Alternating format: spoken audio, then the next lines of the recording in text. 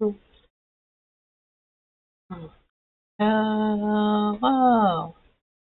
welcome 2024 first annual Leech Awards, the only objective award show in the business.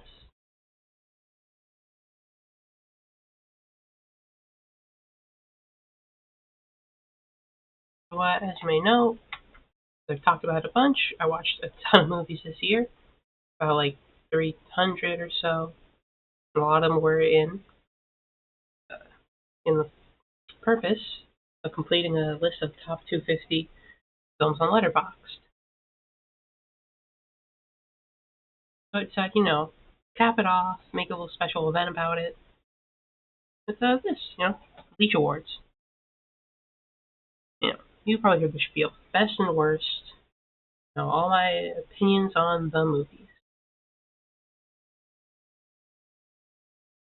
You know, because I watched a lot of movies which were very, very great, and some which are now considered among my favorite films, and some which were very, very bad, despite the fact that they were quite lauded for being great. Yeah, I thought this could also be, like a little special stream I do at the end of the year, because I know a lot of streamers usually do like the video games they played or the streams they did, but I started rather late in October, so I only beat like 2 games, and I think I'm still pretty new into this whole streaming thing. I don't think I have too many best of moments yet. Still kind of gathering them up.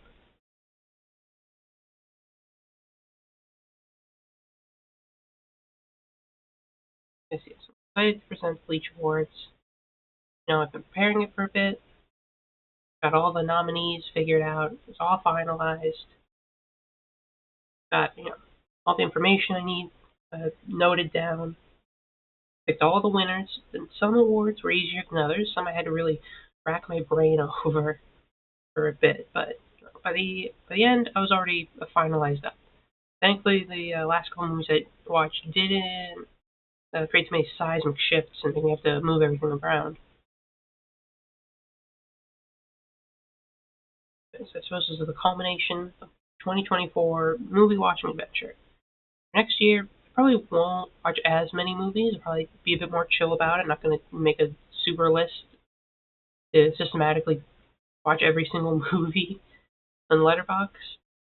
I'll still probably watch plenty of movies. I think just because I'm so used to it now, it feels weird not to watch it. I haven't watched any since 28th, and it's like it's kind of weird. I kind of wanted to watch one. I thought I was taking a break, but no. Yeah, I'm just taking a little bit of time to let anyone who wants to come in trickle in a little bit. You don't start off immediately. You do warm things up. Hello, that's a quandary. Hello, hello, hello.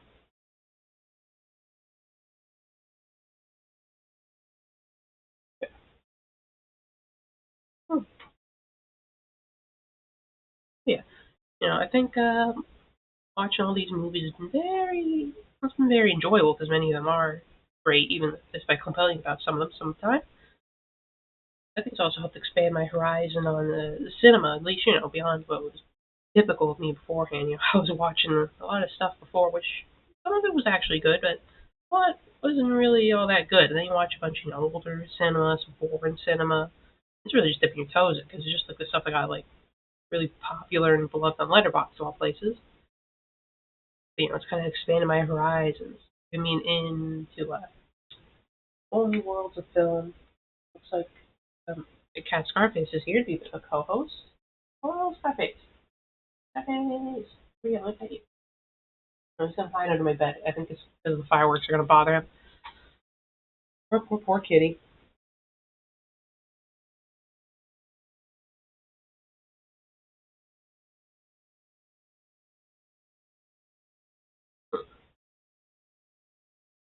But yeah. So I'm kind of looking to get into more cinema even next year. Go to places I've never even seen for movies. Watch even more obscure stuff. I also watch some of the popular stuff too, just to see what's going on with the general uh, popular opinion. But yeah, it's a really fun year. You have to thank Kyria for providing the very list that I based this whole year around, essentially. Very kind of it. Also got Richard Pock out of it, so that was nice too. Hmm. Yep. Finished with a couple days to spare. Now we're here. 2024 Leech Awards.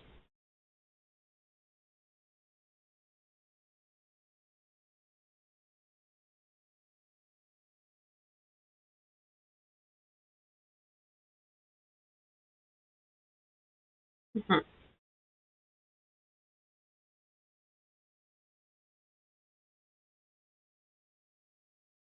I'm just gonna get ready here.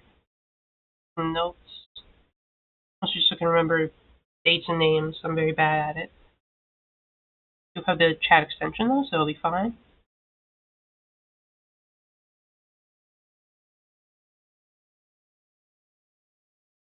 So I guess I can go into the categories.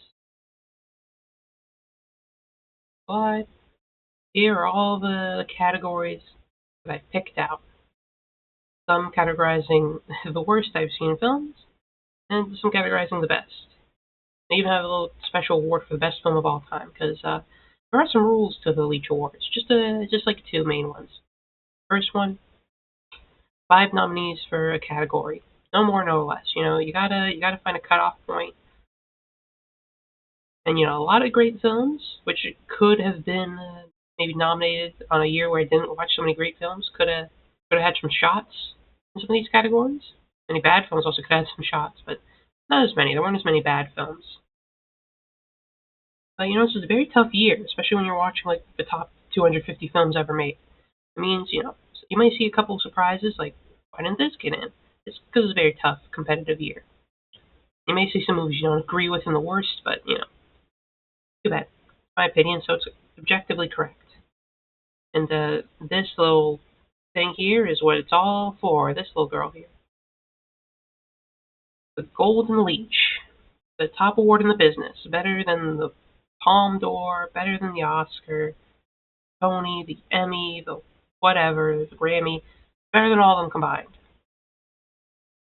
And totally was very high effort in its production.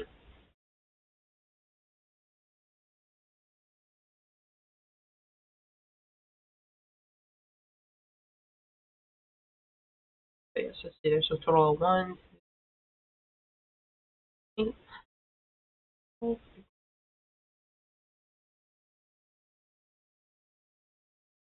27 awards are going to be given out tonight. Some of them are not going to be good. You don't want those. The rest, though, will be very good. Just in general, Snoozer, just a very boring film. Carried film on their back. It's just a performance, I think, carried a bad film into being like nearly beat mediocre instead of bad. Worst animated says what is on tin. Editing is obvious. Cinematography, effects, writing, score, performance, director, film. Just the worst of the worst here. At the Cinema Special Award, that's a special award for films I actually watched in theaters. I like going to the theater a bunch, and I went a couple of times this year. You know what? I'm gonna give like a special award to the film I had the best time watching. And that'll consist of both the quality of the film and also the general experience of how it was going to the theater. Like best action, effects, production, editing, animated, score, sound design, adaptation, which is just adapted from a previous work, original, just as original, so it's like two separate writing awards. Cinematography, non-lead performance, basically someone who isn't in the lead role, anyone's eligible. That's lead, self-explanatory. Director, film, best film of all time, which breaks my rule because it allows films I watched from before this year. Actually, I don't think I mentioned that rule. It can't be a film I watched before this year. It can't get nominated. Only new films I've watched. That means that some films, which would probably dominate, are not going to dominate. It's just going to be dominated by different films that are very good. That's how it goes, I suppose.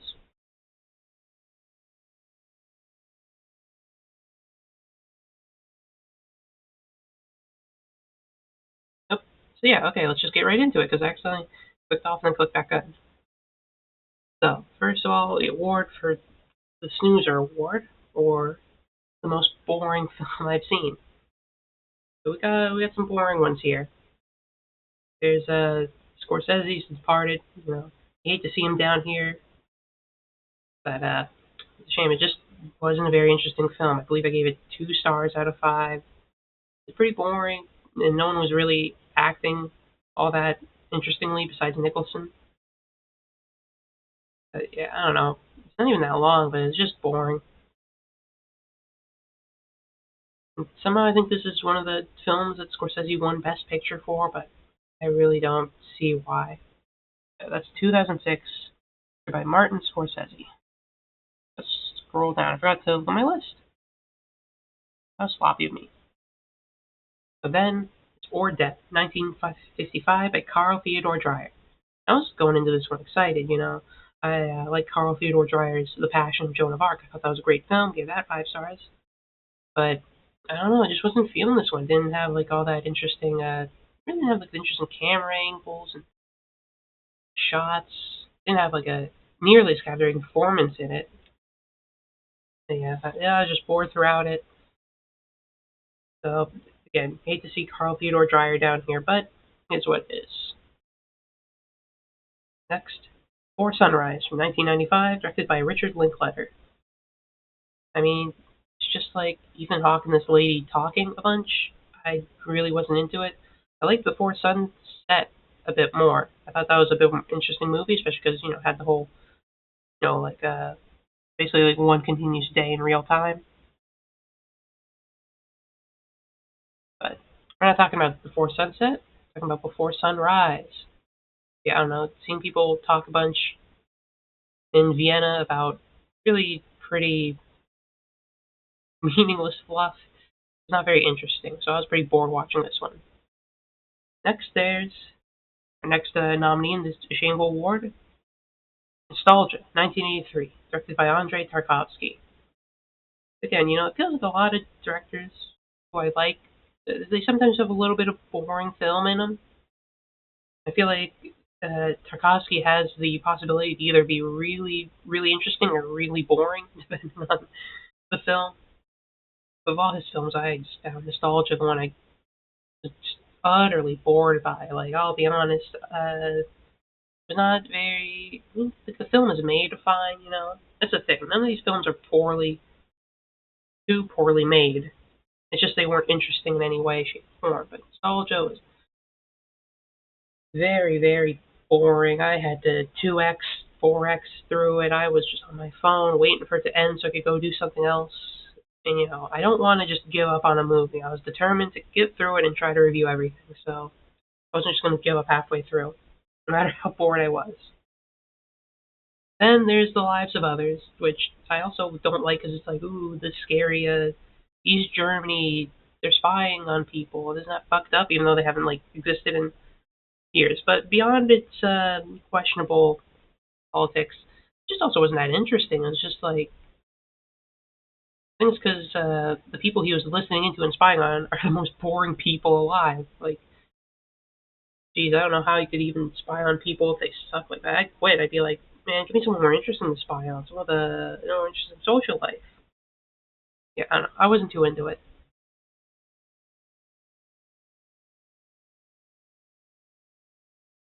Anyway, though, so without further ado, which movie I suppose loses? Because I'm not going to give out like a fancy award. It doesn't get a golden leech. You don't get gold for losing. It's being the worst loser. So who was the most boring movie of the year? Sorry, Tarkovsky. Nostalgia, 1983. Yeah, again, I said it before. I literally was on my phone, did not pay attention. I 2x speed, went 4x speed, watched it. The only other movie I did that was Avatar, but Avatar is not eligible because I watched it before, unfortunately. Don't ask why I watched Avatar this year. I think it was like for a class or something. But yeah, sorry, it's probably has to be one of the most boring movies I've ever seen. Again, he has good films though, like Mirror or uh, Stalker. And he's got good films in him, but he also just has some real boring slogs in him too. But I can forget Tarkovsky because again, Stalker, Mirror, and uh, are very good. Oh, you're right. So carry the film on their back award. Here's where we're gonna award some actors. This one actually carries a little bit of prestige because you did your best to make a movie that's not that good good. So first off, we got Robert Mitchum in The Night of the Hunter. Night of the Hunter, I thought, was a tale of really two movies. All the stuff with Robert Mitchum was cool. He was like a proto horror villain type, before real slasher movies were made. He was scary, intimidating, he had great lines. His performance was very, very, very good. It's just that the film also starred two child actors and focused a lot on them, and all the bits with them were really bad. Also because they weren't very good actors. They're not very good child actors. So it was like half kind of like proto horror film with Robert Mitchum stealing the show, and then half like kids going through the bayou or the swamps or whatever, the Mississippi. Next up, we have Gloria Swanson in Sunset Boulevard. William Holden here, I think, has to be the most boring of the leads I've seen in many movies. I'm not a big William Holden fan. He's not helping here. He's very generic, and I didn't really find all the parts with him that interesting. Gloria Swanson, she was the show stealer. She was very, very, very compelling, especially at the end. Her final scene was, I think, what saved the movie from going from like, kept the movie up to like 3 stars, I think. I think Night Hunter is also 3 stars. Yeah. Very impressive as, the aging kind of Hollywood starlet kind of thing. Even if it maybe is a bit like the most played out role of all time. Then it's a low quality picture of Heath Ledger, because that's what I found on Wikipedia, I think. And The Dark Knight.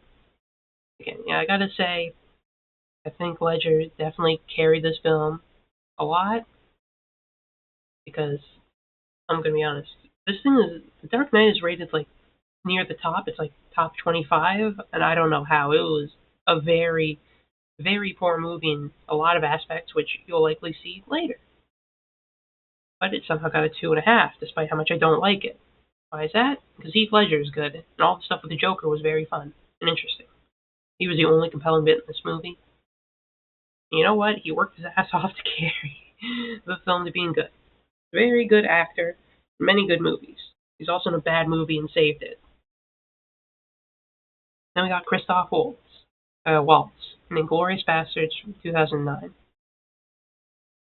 Again, Inglourious Basterds isn't a bad movie, but it's kind of a sloppy movie. Not like a slop, like whatever. I mean, kind of is, maybe. But it's just a bit, I feel like, sloppily made movie.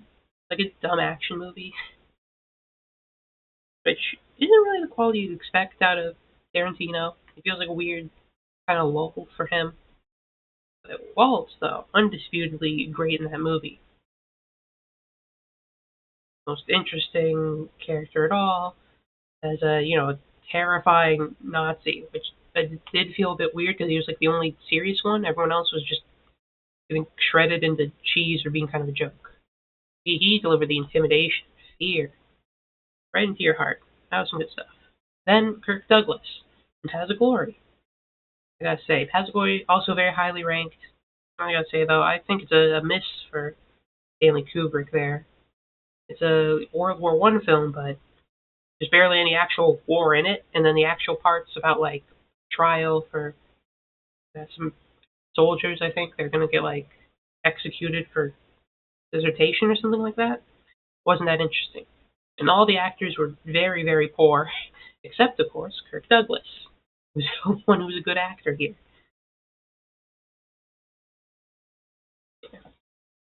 So who wins Carry Their Film on Their Back award?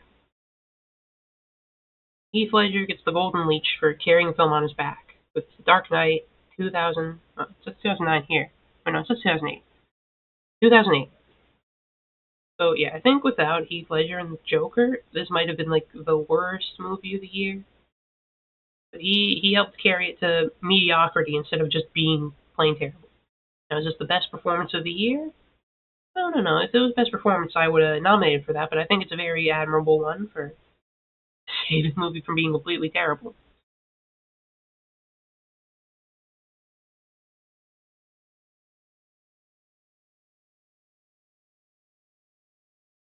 Okay, moving on. Worst animated film.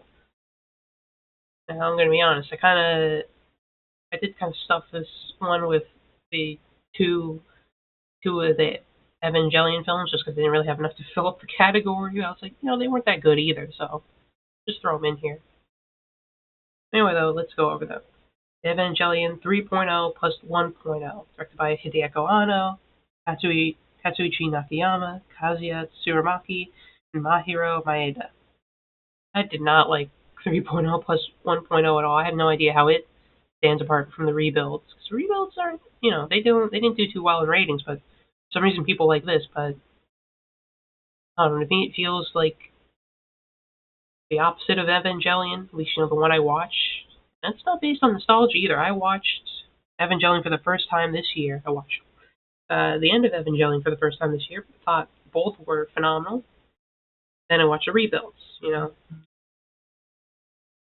I didn't like any of the. I thought I was pretty cold on the rebuilds except for two. That was the only one I thought had some potential in it. It was all worth it to build to 3.0, but I guess when the foundation's already pretty unstable, the final product, the capstone to it all, is not going to be good either. And I gotta say, though, it kind of blew my expectations for how bad it was going to be. It's like, I didn't think it would get that bad, but it was quite terrible.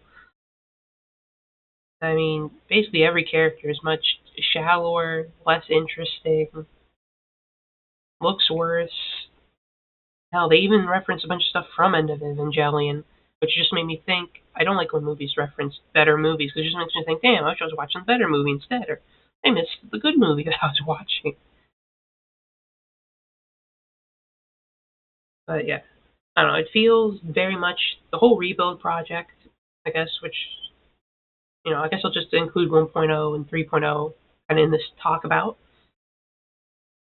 The whole rebuild project just feels like it was just catering to nostalgia and trying to get in new fans with something less deep, something shallower, something that just plays up the fan service in both like the kind of nostalgia nerd way and both in the actual literal way as well. I don't know. It doesn't feel like Evangelion. It feels like a cheap cash in on Evangelion. And 1.0 again, a lot of similar problems to the entire rebuilds. But I'll just say, my unique complaints for this one. Oh yeah, it also came out 2007, directed by Hideaki Anno, Kazuya Tsurumaki, Masayuki, and Hiroshi Haraguchi. Yeah, my main problem with this is it's just Evangelion again, which I guess is like, it can't be terrible because Evangelion is good, but it's just Evangelion again, but slightly polished up. And honestly, not even polished up in a good direction. I still maintain Ramiel looks worse in this film, and the fight is worse than the one in the anime. Okay, so now moving on from shit talking Evangelion rebuilds, it's Mary and Max. That came out in 2009, directed by Adam Elliott. I know we all like a good stop motion film every now and again. It's always rather impressive, but when it's very bad, I mean, it is what it is. When it's bad, it's bad. So it's a very bad film. I mean, first of all, I think most of its humor was just gross out humor, which I think I'm a bit too mature for that one. Even the stop motion animation isn't even the most impressive I've seen. It's like,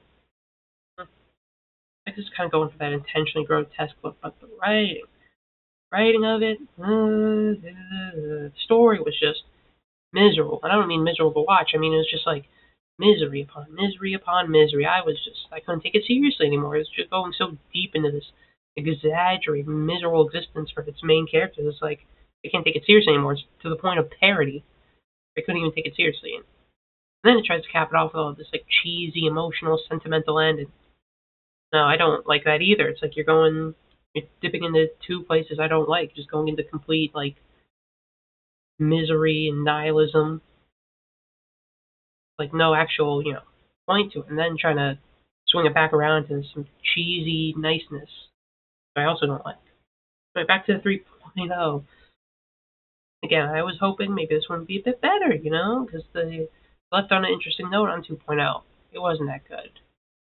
It was just like there. All the changes didn't really do anything. Did not follow up on the potential, and this came out in 2012, directed by Hideaki Anno, Yutaka Suzuki, Masayuki Maeda, and Kazuya Tsurumaki. And I think, the fact that I'm reading off this big list of directors might be a little bit of a problem with the movies. They might, listen, I don't know. It's not impossible to make a good movie with a bunch of directors, but maybe there's just too many cooks in the kitchen. They had too many, people getting involved, and it got just a bit messy or disorganized. And that's why the rebuild just couldn't get back to that. Like, maybe there's too many people. Maybe we found like a limit, like 4 people. Maybe you shouldn't direct a movie. Anyway, and then finally, a film from this year, 2024, Inside Out 2, directed by Kelsey Mann.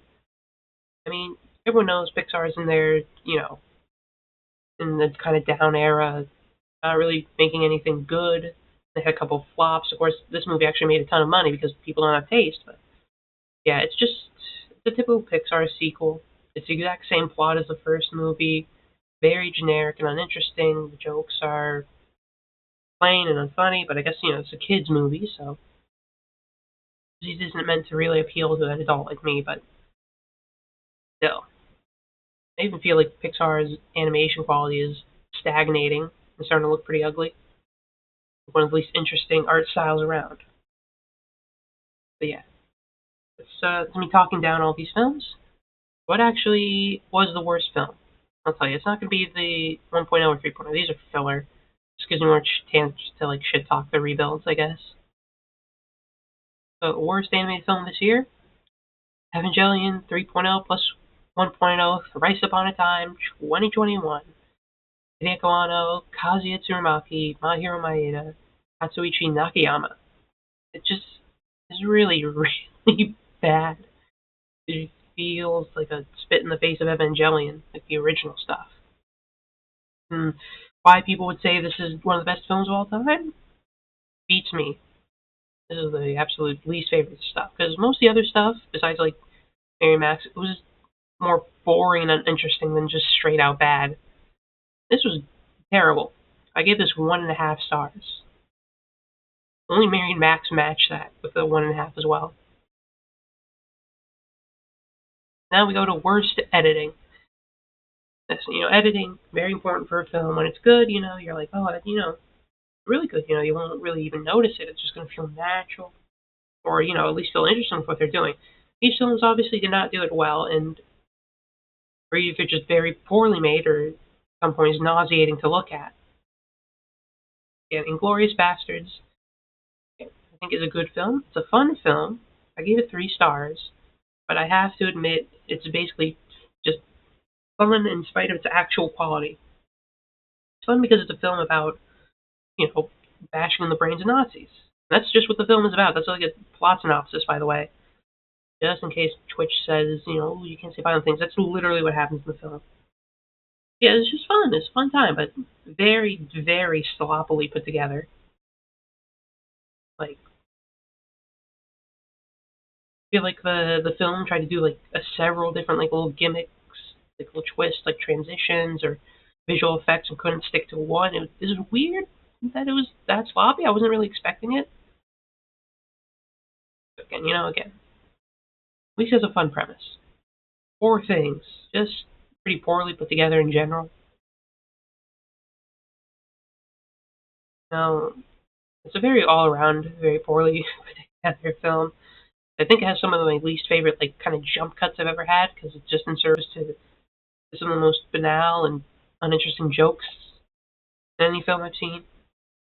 Wicked, again, it's just another poorly made film. It's slop, and they're not gonna put actual effort into it. They're just shoving it out because you got a popular actress, a movie that did well on Broadway. Just put out whatever condition. Very sloppy. Sorcerer, again, it's a remake of, it's another adaptation of the same book that The Wages of Fear, the 1950s French film, was made, but it's like they decided to make it, but not good. And part of why it wasn't good was the very awkward cuts that just didn't flow together that smooth. I think for a very jarring experience when watching, because it just was like, oh, okay, we're going through the next scene. It's like, okay, well, I didn't even get to like take it in at all. You're just the next scene, no context where we are. And then Oppenheimer. I don't like Christopher Nolan. I think the edit, I mean, he didn't edit it, obviously, but I don't like his films in general. I think this film has quite terrible editing. Mostly because, like the whole, shot, reverse shot? It did like shot, reverse shot, reverse shot during like every conversation. Every conversation was awful to follow because it just went back and forth, back and forth, back and forth, back and forth. And I think the film also was just put together like in such a haste. Like you were just rushing through the film. It felt like being dragged through the film. I didn't get a chance to really, take things in or take a moment in or take a shot in. It's just like, nope, next scene, next. I felt like I was getting rushed while watching a movie. So anyway, what was the worst of the worst for editing? Oppenheimer, 2023, edited by Jennifer Lane. I'm also forgetting to do the like, names and shit. So I'll try to remember to do the names and years because I keep forgetting. I just want to get into ranting. Yeah, it's not a very well edited movie. Next, worst cinematography. So we'll start off with The Godfather Part 3, Gordon Willis. Now, Godfather Part 3, infamously, I absolutely loathed it. Part of that was how much worse it looked compared to its predecessors. You go from, especially Godfather Part 2, which looked wonderful, to Part 3, and it's like, really? That's what they're doing here? There are so many downgrades from Godfather Part 3, it's like, I don't know how they did it. That was, 1990, yeah, okay, I mentioned that one. So next up we have Poor Things, 2023, cinematography by Robbie Ryan.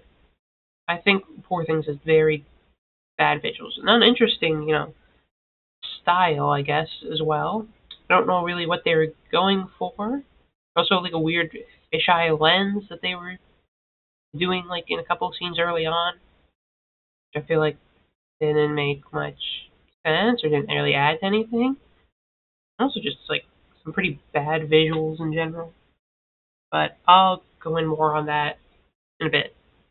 Godzilla Minus One from 2023, cinematography by Kozo Shibazaki.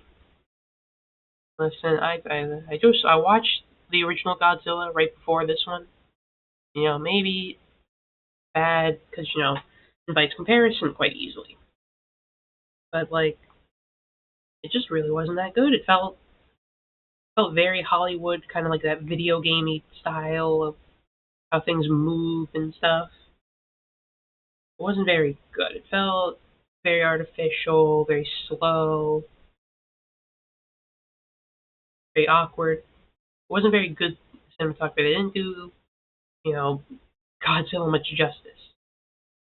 Anyway, now we have The Dark Knight, 2008, Wally Pfister. Now, most of it is just like pretty generic, boring cinematography. It looks like any other movie that came out in 2008, which I mean very negatively. The main problem cinematography-wise was the action scenes, which were some of the worst I've ever seen. There is just all shaky cams where you couldn't actually see anything. It's like, I can't tell what's going on. I can't see what's happening in the fight. It kind of reminds me of, if you know wrestling, maybe you remember this, but might not. But Kevin Dunn, who was the camera guy for WWE, who was infamous for the shaky cams and a million cuts that made the action unintelligible. It reminded me of that. Then Inception, 2010, also Wally Pfister again. Not a good sign if you're getting on here twice, I'm just going to say. Again, very boring late 2000s, 2010 style look. Did nothing interesting. Anything, it's very plainly, directly shot. And it's kind of inexcusable here because you basically have the entire scope of dreams. You can do like any shot you want. You can get extremely creative, and you decide to be the most boring, typical movie of all time, visually at least. I don't think I could pick. If you took like a frame of Inception, I couldn't pick it out of a crowd of like other movies that came out around the same time. Unless you picked some good movies and surrounded it by Inception, then I'd be able to pick out Inception because it's worse. So the winner, Dark Knight, 2008, cinematography by Wally Pfister. So yeah, again, the action scenes were inexcusably bad, completely illegible, and because this is like a superhero film, the action's pretty front and center and important. You can't have it look terrible. But I digress. Next up, we go worst effects. We got quite a lot of nominees here. Some may seem familiar. Again, see, we're into a lot of familiar territory. Dune is the only new one this time. So 3.0 plus 1.0. And I already don't like it. I think the CG in it looks mixed at times. Sometimes in the rebuilds it looked fine, but a lot of times, well, it looked very obvious, like 3D CG. Listen, I know this was before Girls Band Cry came out, and no one else had mastered how to do 3D anime technology besides like Toei Animation with the precure like dance endings.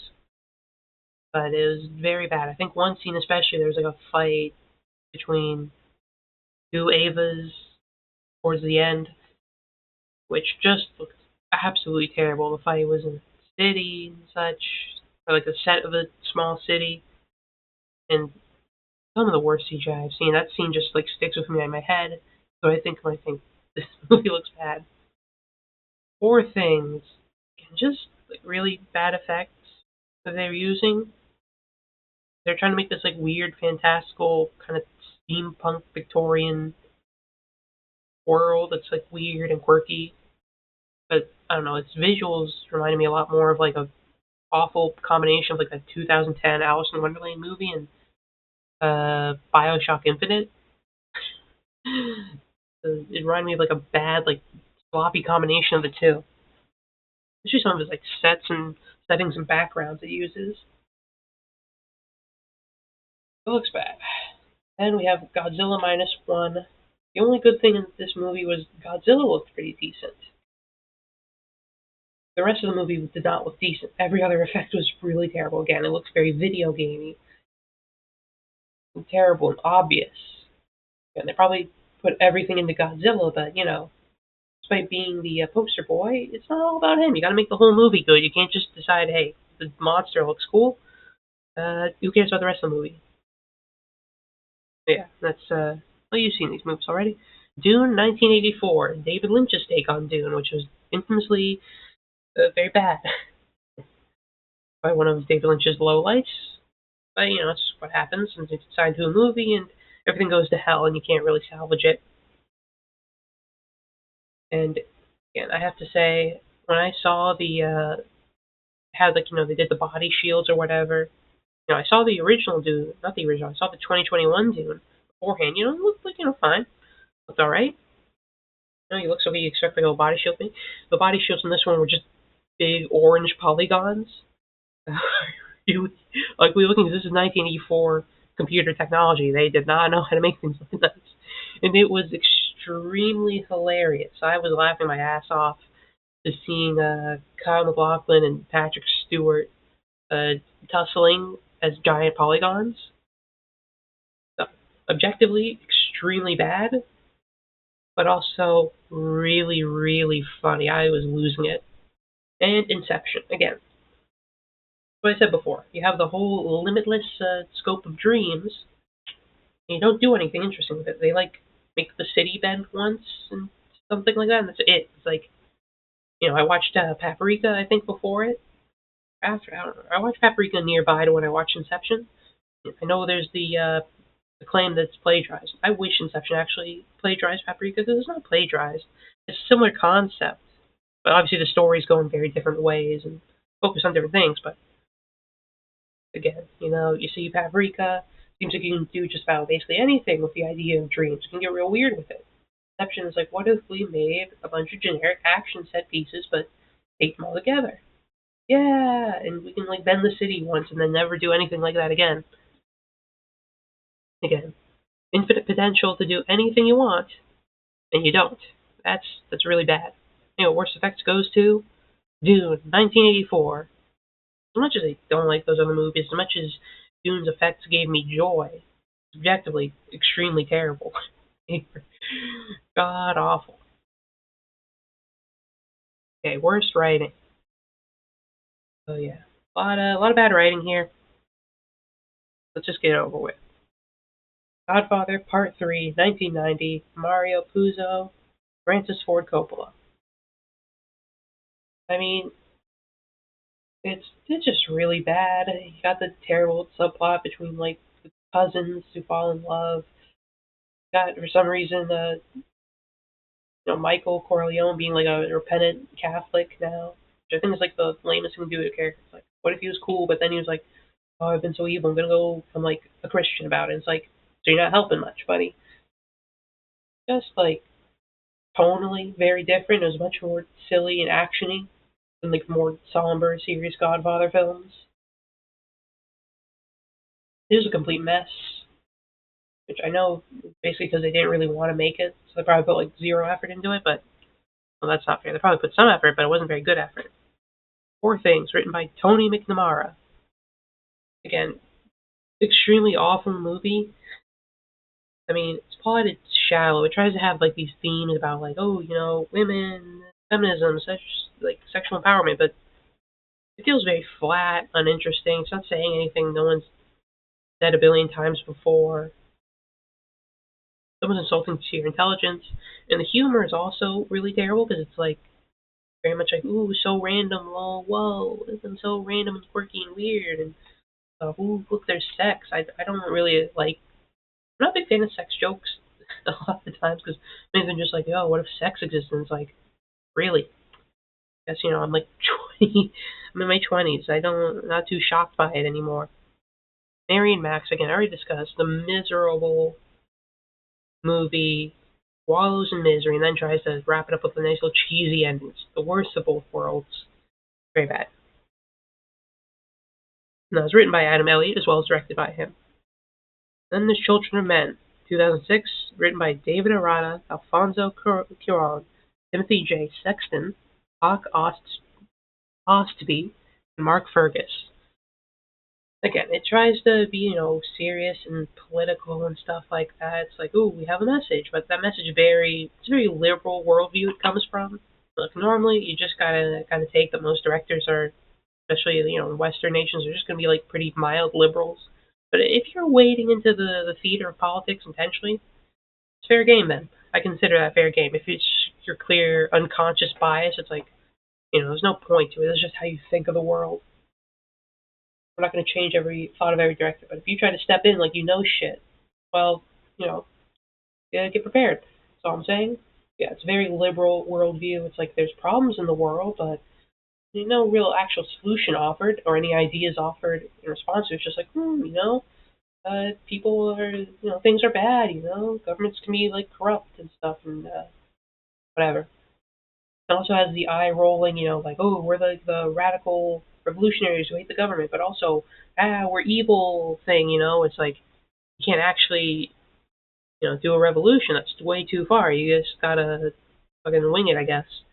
It also probably has one of the most cheesiest, awful scenes at the end, which this is my that's old enough, so I can spoil it. Where it's like, the child starts crying when they're about to get like shot by all the soldiers at the end. And so it's like, holy, it's like the only child left alive. There's a world where children can't be born anymore. And everyone just like puts their guns down, lets them go about peacefully. And it was so fucking cheesy and lame. I hated it. Anyway, next up, Make Way for Tomorrow, 1937, written by Viña del Mar. Bit of an old one.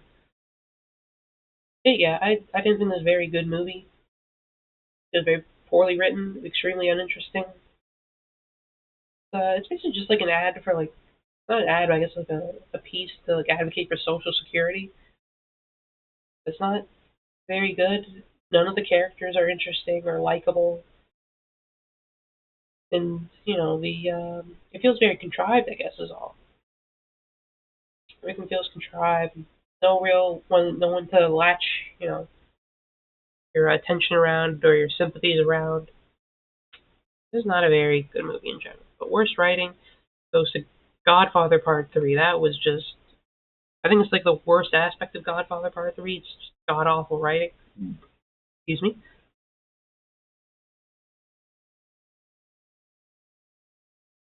Hmm. Okay, then we go to the worst score. Is So we'll start off with The Third Man, Anton Kuras. And I'll say the music isn't technically bad. It's just very ill-fitting and distracting because, like, I'm not sure how to describe it, but I've seen some reviews on Letterboxd, and they said this is SpongeBob music. And I saw that before the movie. I was like, it can't be real. You're just exaggerating. And then I watched it, and I was like, holy shit, this is SpongeBob music. And it was ruining a lot of scenes because I just couldn't take it seriously. Okay, music isn't technically bad. It's fine on its own. It's just so distracting and tonally weird for the movie. Like, I will give it props for at least trying something different from a noir movie. Now, I can't, shit on it too much, but again, it still just did not fit the movie at all. Central Station, 1998, music by Antonio Pinto and Jacques Morellenbaum.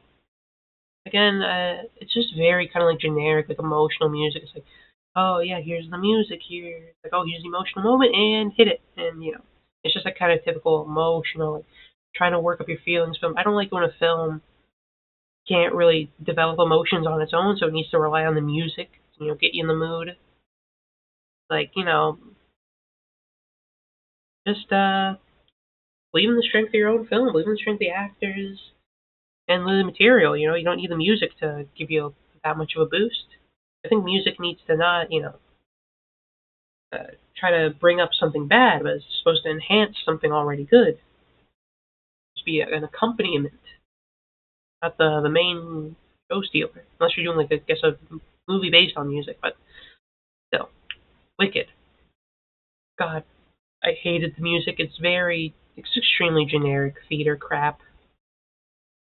Feels like something you could hear in like a Disney original movie. Some of the most generic. Like if you told me, hey, this is what would you think of when you think of like musical songs like from theater? You'd be like, yeah, that's like a most generic like theater song, musical song I can think of.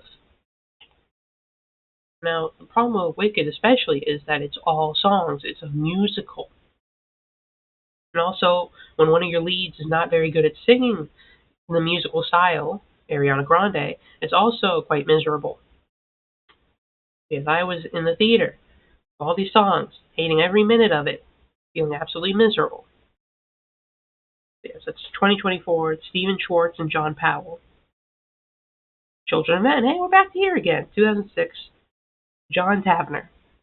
Again, I think it has the same problem with Central Station. It tries to use that, kind of music to kind of manipulate your emotions, get you in the mood, get you all teary-eyed and stuff. It's like, be confident in your own material. Don't let the music do all the work. It can't do all the heavy lifting. It's an assist, not the main thing. But I don't have too much to say about that. Very similar to Central Station. Inception, 2010. Hans Zimmer. I don't think I need to say too much about why he's bad. He's got like the wah, and that's it. He's a really bad composer, but he was in a lot of films for some reason. I don't know why he's developed this especially uninteresting bad style, but he's definitely one of my least favorite composers around, and I think Inception is a very good example of how bad he can be. Anyway, though, I have to hope eventually one day the rest of the industry will realize that Hans Zimmer sucks, so I don't have to listen to his music in more movies. I think, unfortunately, Dune Part 2 has him on as a composer, and I'm obliged to watch it because I want to complete I want to catch up with the up to date, the top 250 list. So, yippee. Anyway, worst score, Wicked 2024, Stephen Schwartz, John Powell. The difference between all of those was that the music was at the center of the film. The rest was at least in the background, well, most of the time. And it's not like the main thing you're going to the film for. This is the main thing about the film. All the music was bad, and you had to listen to it the whole time, and this was nearly 3 hours. This is a miserable, awful experience. I hated it.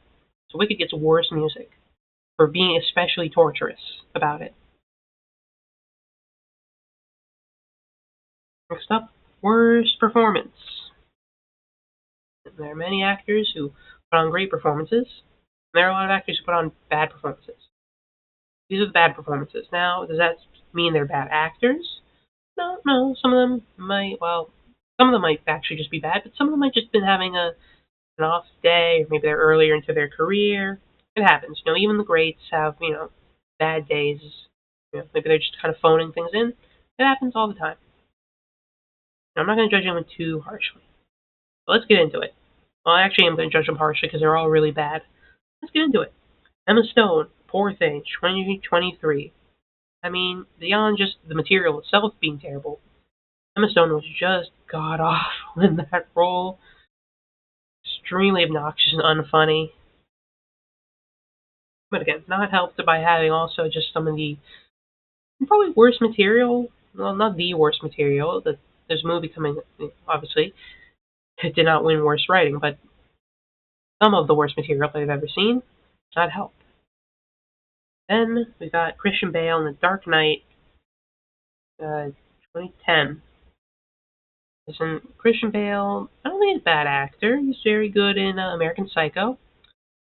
He did not fit at all as Batman. I think this is more of a case of him being horribly miscast. Because he did not fit at all as Batman. Because as Bruce Wayne, he just felt like a weird, watered down Patrick Bateman. And then when he was actually Batman, well, I always, saw jokes made about his gravelly, deep voice, but I thought that's always exaggerated. No, when I heard it the first time, I couldn't believe it. It was like, that's exactly the voice everyone makes in the joke. It's like, oh, it's like, what the fuck? It's like exactly like the jokes. Like, he's just so, like, obviously trying too hard to make his voice, like, deep and gravelly. It was weird. I did not like him in The Dark Knight.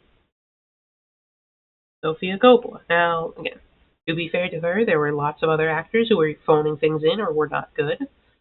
And I know she was like a last minute replacement because an insane chain of coincidences happened that prevented all the other actresses considered for her role in that film to actually be in the film, so they just threw her in. But I guess there's a problem when you have to just kind of throw in someone as like your fourth or fifth choice because nobody else is available, especially when they're not really a good actor. I haven't seen any of her films, so I hope she's a better director than actor. But yeah, she was quite terrible in the movie, and definitely another among some of the terrible performances that led to that movie to being so awful. She can't act at all. Simply no ability. Like, this wasn't an off day. It wasn't a miscast. Again, not good at all. Yeah, I think even with better materials, she was obviously not going to do well with it. Now, Kyle MacLachlan, Dune 1984. And I actually haven't seen him too much stuff. I want to watch Twin Peaks eventually. I'm sure he's a fine actor. I know Dune was relatively early in his career. So, it was just an experience at the time. It was still really bad. He was very awkward and stiff as Paul Atreides and such. Clearly not fit to lead a movie this time in his career. Then we have Victor Moore, Make Way for Tomorrow. I think he acted as the old guy in that little poster. He was just really annoying. Didn't like his character and how he played him. Extremely obnoxious. Not very convincing as an old man either. Because he wasn't old when he did the movie. He was like normal. He was like just a middle aged, I think, maybe. He was like 30 or 40 when he did this movie. He was not old. So he wasn't very good at acting old either. Anyway, award goes to Sofia Coppola. Again, she's just not a good actor at all. The others are like actual actors. It's kind of a no-brainer here. Again, not the only one who's terrible in that movie, but just the worst of the worst. Now we're up to worst director. I think we're almost out of the worst zone. Yes, we are. So again, honestly, not too many directors who I'd say are like absolutely, completely terrible. At least this year now. But yeah. So let's go with most infamous of all, Christopher Nolan, who's getting nominated for his work on Oppenheimer. I really just don't like him as a director. I don't know why he's got this reputation as being like his auteur, makes like great movies, and his movies are so intellectual. No, he makes like slop for the masses. It's just like you put a little bit of like science jargon in there, and everyone thinks it's smart. He's not a very good director at all.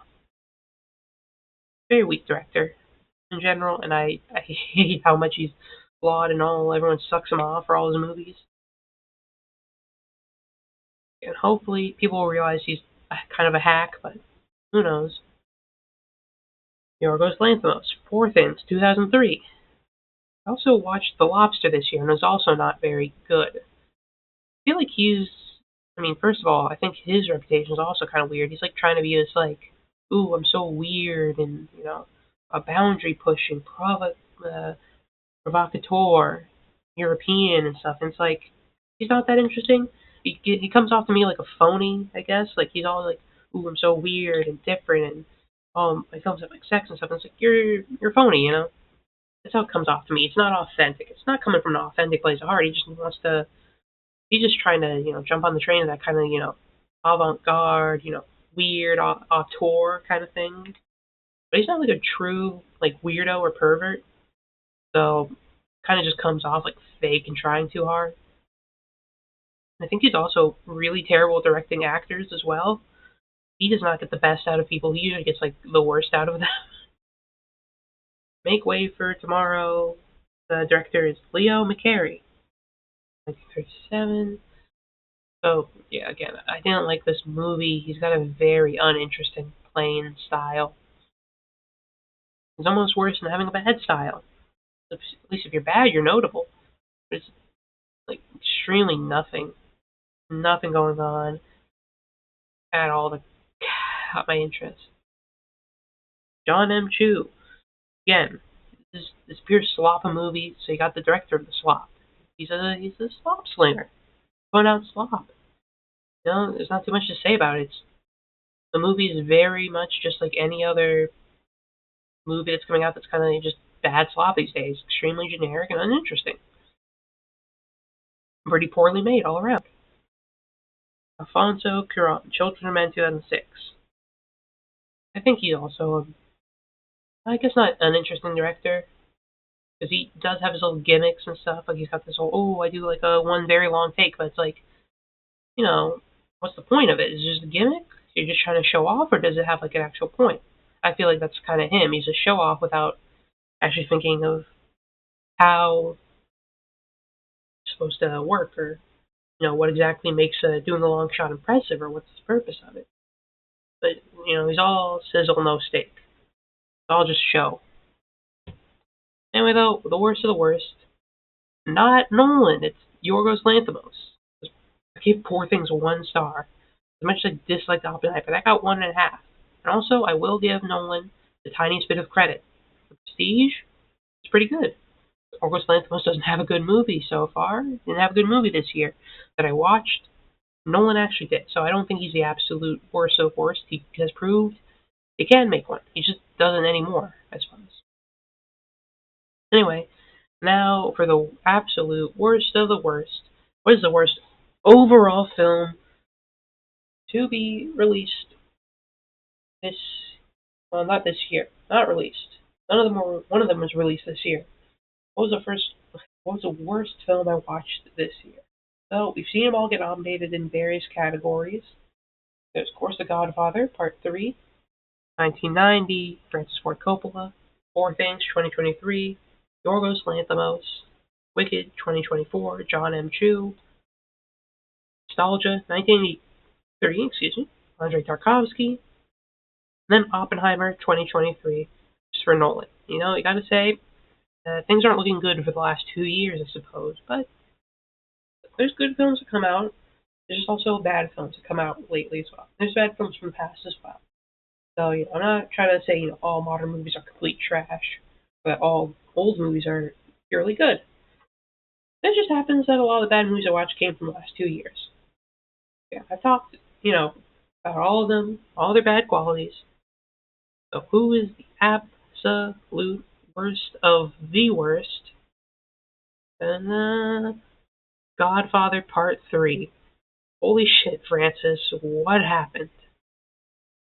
Why thou live in infamy for a movie that will live in my head in infamy? Anyway, now that we're out of the dreck, the muck, Talk about movies that are good. Yippee! So, at the Movies Special Award. Hold on, I put them a bit out of order on my little notes here. So, hello, Stormageddon. Happy New Year. Oh, hello, hello. I'm just awarding what movies I think are the worst and best. We're actually to the good section now. It's nice to see you, Stormageddon. Always fun to play Cine Tutorial battles with you. Anyway, the movie's special award is basically just, as I said before, a combination of quality and experience. Includes seating, other patrons, snacks, stuff like that.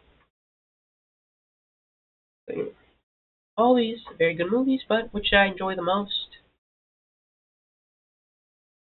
Well, this is more just talking about the experience, so I'm not going to delve too deep in it, but it's Pulp Fiction, 1994, directed by Quentin Tarantino. It's 5 buckets of popcorn. Yeah, I'm going to be honest, that was kind of a two-film race because The Godfather Part 2 was the only other one that got 4.5. The other films, I think, were like 3.5-star films. And the main difference between Pulp Fiction and The Godfather Part 2 was that no one was talking like right behind me and when I was watching Pulp Fiction. That's pretty much the main difference. Because someone was like talking and annoying me while I was trying to watch Godfather Part 2. Yeah, I had a very fun time watching Pulp Fiction at the theater. I can't wait to go to the theater, next year, watch more movies, have more good times, hopefully watch some great films, and eat more popcorn. Or maybe a big pretzel occasionally. Now, best action scene. Sometimes movies are just really sick and cool. They just have, awesome action. Not always just about, being the most philosophical, the nicest looking, best acting, all that. I mean, that's also not saying none of these movies don't have anything also good going for them. Sometimes you just gotta appreciate a movie on the more, I'm not sure how to say it. I guess just in a more like primal sense, just you think, oh, this is sick, without being too, thinking about it too hard. So, best action scene. First of all, we have Neon Genesis Evangelion, the end of Evangelion, from 1997, which getting nominated for the scene of Asuka fighting all the mass-produced Avas, because that was sick as hell. Especially when she got like stabbed in the eye and stuff, and she was still like reaching out, trying to muttering to herself that she'd kill all of them. That was sick. Next up, we have Old Boy, 2003, which has its famous like fight scene in the hallway, with the guy here and all those dudes in that little like hall and stuff. A unique perspective and angle. Kind of look like a video game, but I mean this like in a positive way, like a kind of side-scrolling beat 'em up thing. Real great fight, kind of long, getting drawn out. Everyone's like looked tired as hell, and they were really going through it. It wasn't like too clean and nice of a fight. There's a good grittiness there. I appreciate it. Up Godzilla, 1954. But Godzilla is just a force of destruction, both awe-inspiring, awesome, and terrifying at the same time. I'm gonna say, despite being 1954, I think it actually looks really good. Seeing the buildings all like, getting burnt up and destroyed, and especially the suit actors for Godzilla did very well. I think his movements were very convincing. I'm not sure convincing of what. I guess convincing of being Godzilla. I like their movements. They did really well in their role. Some great action in the OG Godzilla. Then there's Django Unchained. Now, Quentin Tarantino has a reputation for getting to big bloody fights, but I think Django Unchained is my favorite of his big bloody fights. I love the shootout at the end of the movie. Bullets flying, blood spraying. It looked great. Plenty of good action, like, in between the rest of the movie, but I think what separates this is I think it built up to its final big fight in a really, satisfying way. It didn't like go all out yet. It gave you little teases, little tastes of the kind of action, then just went all out into a great fight scene, a great shootout. Matrix Reloaded. Now, I would put The Matrix here if I could, but the thing is, I watched The Matrix before this year, so ineligible. But The Matrix Reloaded probably has some of the best action outside of The Matrix itself. Neo fighting the billion uh, Agent Smith clones, the fight on the highway like chase scene, which was just sick. I mean, Carrie Moss, like Trinity, the motorcycle, got the weird looking ghost twins. Morpheus has a katana. It is just so sick and cool. Yeah. So winner for best action scene, Matrix Reloaded. Yippee! Again, maybe not quite as good as its predecessor, but probably still like the second best movie in terms of action. It's just absolutely insane. Absolutely awesome stuff. Now, the action for Revolutions, well, let's move on. Best effects. So again, both like just practical or computer assisted. Anything's fine here. Effects in general. First, we have End of Evangelion, 1997. I mean, again, it just looks gorgeous. It's a great looking movie, especially the third impact scene. Looked absolutely stunning. I gotta give real props to everyone, all the animators who worked on it. Come and see. The movie, revels in realism and the brutality of war. You get bombs falling, smoke clearing up the sky, bullets whizzing by, barely missing this kid's head, fires burning. The effects are just insane. And add to that, harrowing, awful, miserable, feel of the film. It feels like you're really just in it yourself. That, impressive and realistic. 2001: A Space Odyssey. Again, for a film, 1968, which, again, considering the year it was made, it's very impressive how the film was able to pull off so many of the different effects it did. It feels, again, just very ahead of their time. Went all out with everything they could to make it, look like they're in space and do all this insane shit. Very impressive. Apocalypse Now. Again, very good effects as well. Especially with the explosions, gunfire, and such.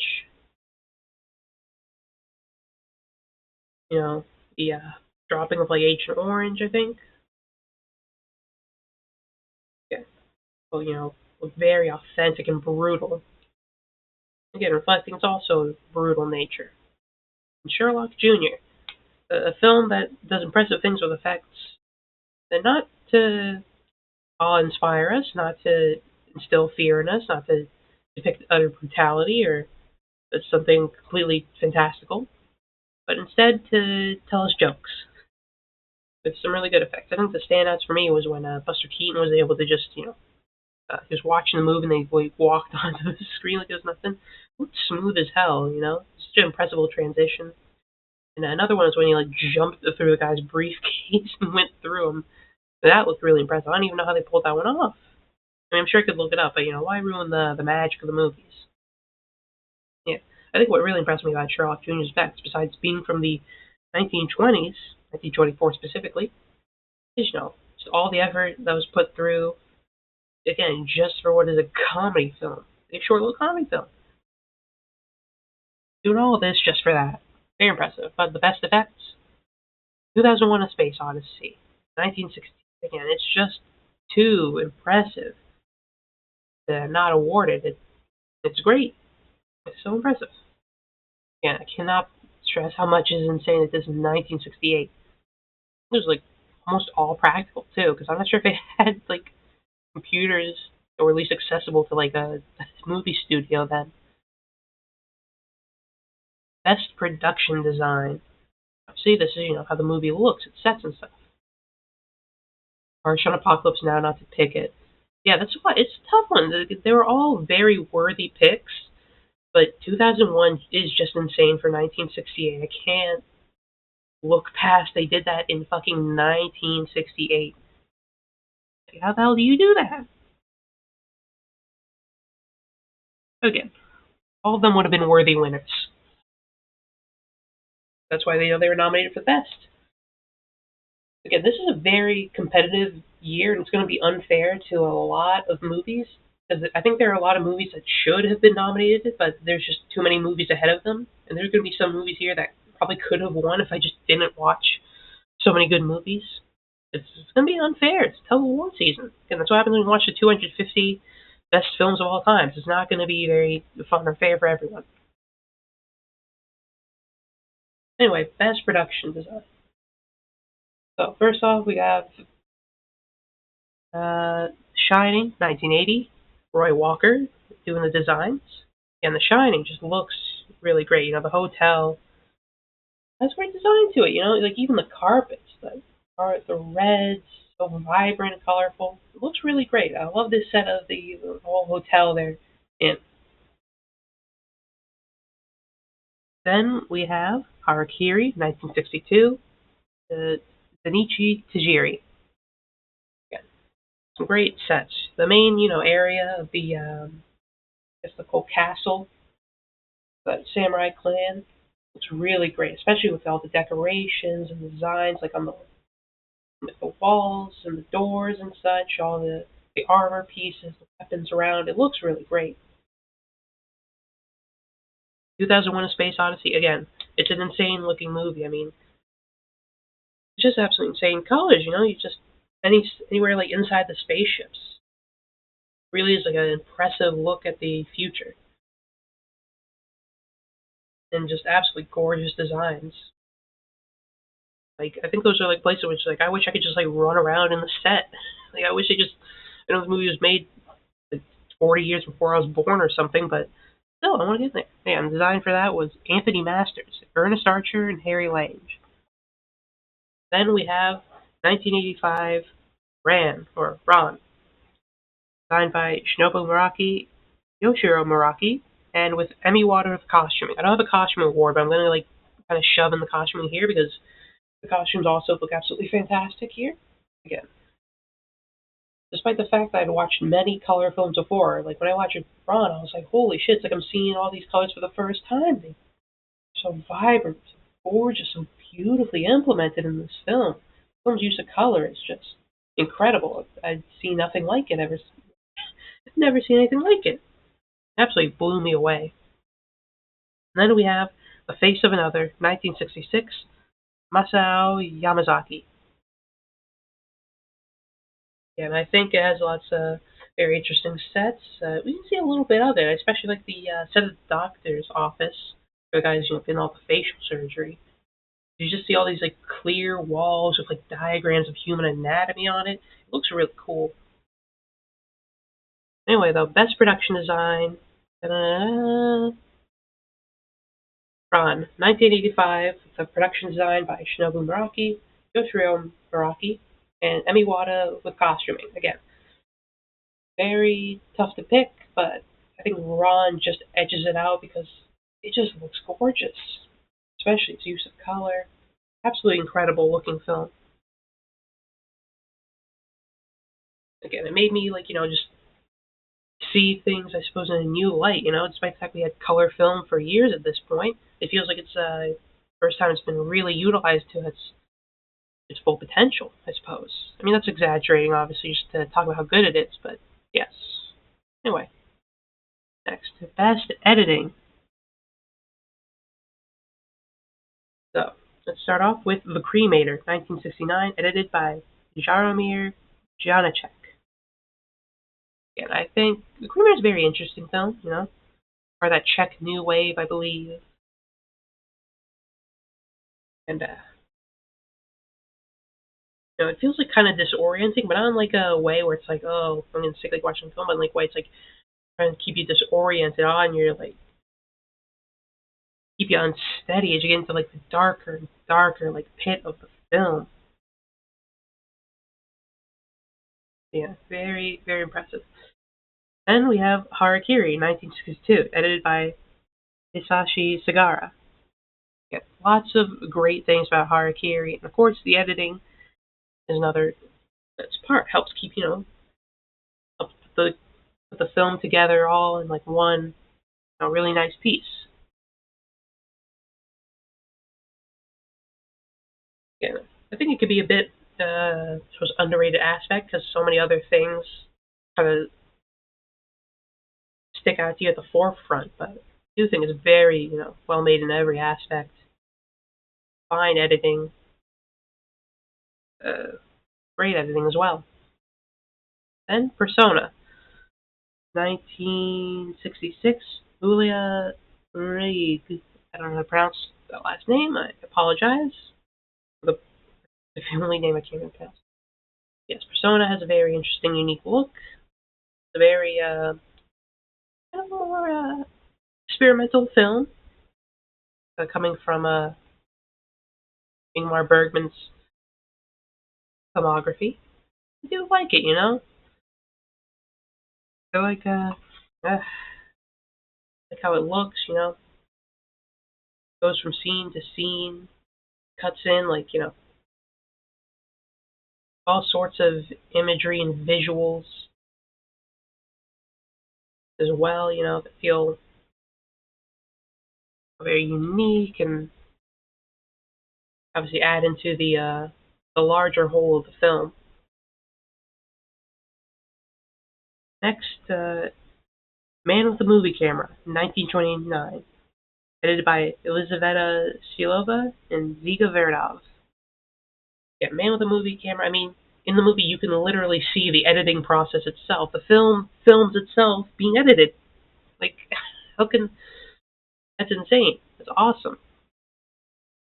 The way the film is structured and put together is absolutely incredible. Some fine work. It feels very avant-garde, experimental in such an interesting, unique way. I just can't get over it. It's like one of the. I feel like seeing Elizaveta Spilova editing the film and stuff, such an iconic scene, and plus like how they just put everything together. Fast forward, the slow motions, the kind of like rewinds, cutting literally like two pieces of film together and like combining images into one. It's very impressive stuff. Then Portrait of a Lady on Fire, 2019, Julien Lacheray. I'm assuming it's pronounced it's French. But yes, I think it's a very well edited film as well. Very great. Yeah, maybe not the most like flashy, or stylistic. I think it does a lot to enhance the film. Keep it moving at a good pace. Very well paced and put together.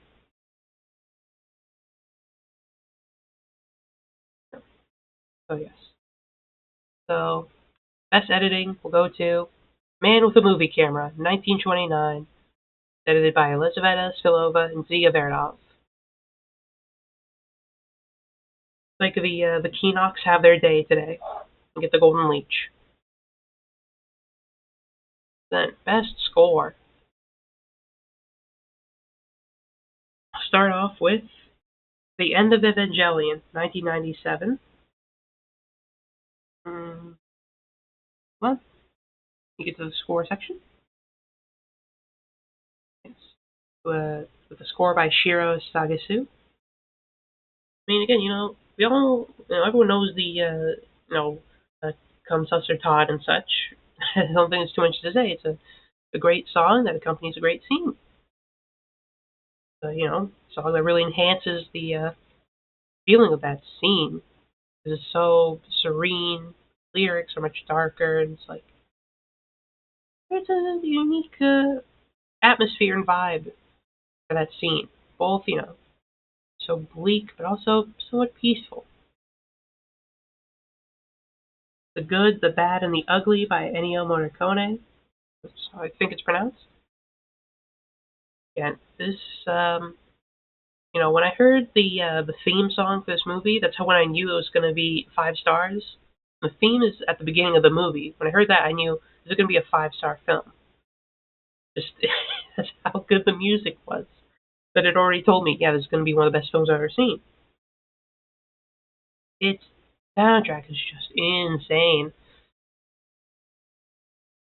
The entire time I was just like, holy, this soundtrack. It's holy. Uh, I think some of the best stuff I've heard like put to film. I mean, he's a very talented composer in general, but I think this is like the peak of his work. Then, Chinatown, 1974, Jerry Goldsmith. Again, another film, when you hear that opening theme, it's just like, oh yeah, you know this one's going to be good. You know, the kind of the take on the kind of classic noir type theme is so smooth and nice. I could just listen to it all day. Hello, Rata Gage. Hello, hello, hello. Win the award for best score.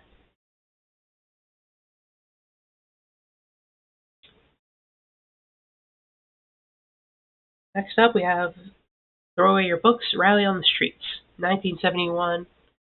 It was scored by Ichiro Araki, J.A. Caesar, Itsuro Shibota, and Kuni Kawachi. Definitely a score that's more unique, you know? I think it's got a very unique, kind of aggressive, like style. It's very in your face. I realize there's a little mistake here, but whatever. I think it matches the tone of the movie quite well, just in your face. Just going at you, telling you, hey, showing off all of a release of emotion, expression. And just genuinely sounding very good and thick. Yeah, J.A. Caesar, obviously, if you heard of him, also worked on Revolutionary Girl Lieutenant. Maybe I'm a bit biased there.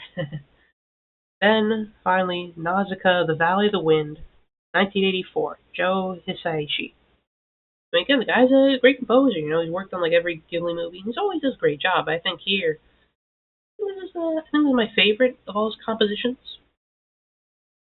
I just love it because it's kind of like a JRPG kind of soundtrack.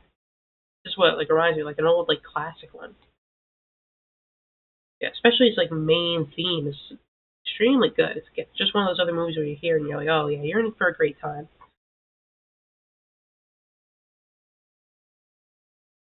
So best score, The Good, The Bad, and The Ugly, 1966, composed by Ennio Morricone. Again, this one was not a competition as much. Like there's others nominated, and they're all great in their own right. Nothing was going to top The Good, The Bad, and The Ugly score. And just going to be completely honest, just nothing was going to beat it. I watched this movie pretty early in the year, but I already knew this is like the best music I've ever heard in a film. Nothing's going to top it. If anything does, I'd be absolutely shocked. Maybe it'll have to be by Ennio Morricone himself.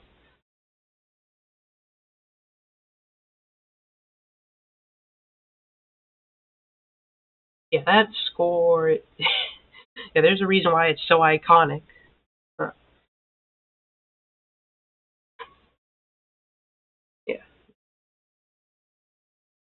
yeah. It's like even one of those things. Where it's like even though I heard the whole like "Hey, wah, wah, wah," thing like a billion times because everyone's like done a little riff on it, it's still fucking great. Even if you heard little bits of it a billion times because it's so iconic. You know, whole thing. Best score for a movie of all time. Now, best sound design. So first of all, we have Come and See, 1985, with sound by Victor Morse. Now, yeah, and it's just very impressive. With all the sounds, it really feels like you're in fucking hell.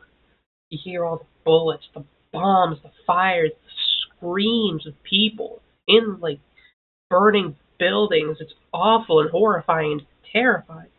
Oh, there's even like a part where like a bomb gets dropped right next to the kid, and the sound is like it's like kind of muted, kind of ringing. You hear that ring in your ear as well. It's muted. It's quite incredible.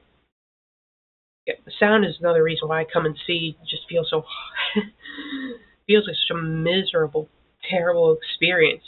It's putting you like right in it in a complete like sensory attack. Harakiri, 1962. Hideo Nishizaki. Yeah. Valkyrie is pretty much great in just about every regard. Yes, it has very top-notch sound design as well, contributing to the already great whole with even more great work. Then 1997, The Taste of Cherry, sound designed by Jahangir Mirshikari and Mohammad Reza Delpak. Yeah. Very good sound design. I believe the entire film, basically most of the film, takes place in your car. You get a lot of the natural sounds of all the places, guys driving around. I think even again, more impressive is besides just the quality of the sound design. Is there's a scene in the movie where the movie switches to uh, the sound team recording all the sounds they took. And I think again, I guess it's just kind of like that meta stuff where it's like they're showing you how the movie is made. And it reminds me a bit of the scene in Man with the Movie Camera where they show you how it's edited. Here they show you where they got the sounds and stuff. I thought was pretty cool. Then Ron, 1984, Claude Villand, and Fumio Yanaguchi. Yeah, very good sound design. Especially during all the tumult and chaos that was going on, all the guns firing, the old timey guns firing, people dying, whole little palace towns getting burned down. Very impressive stuff.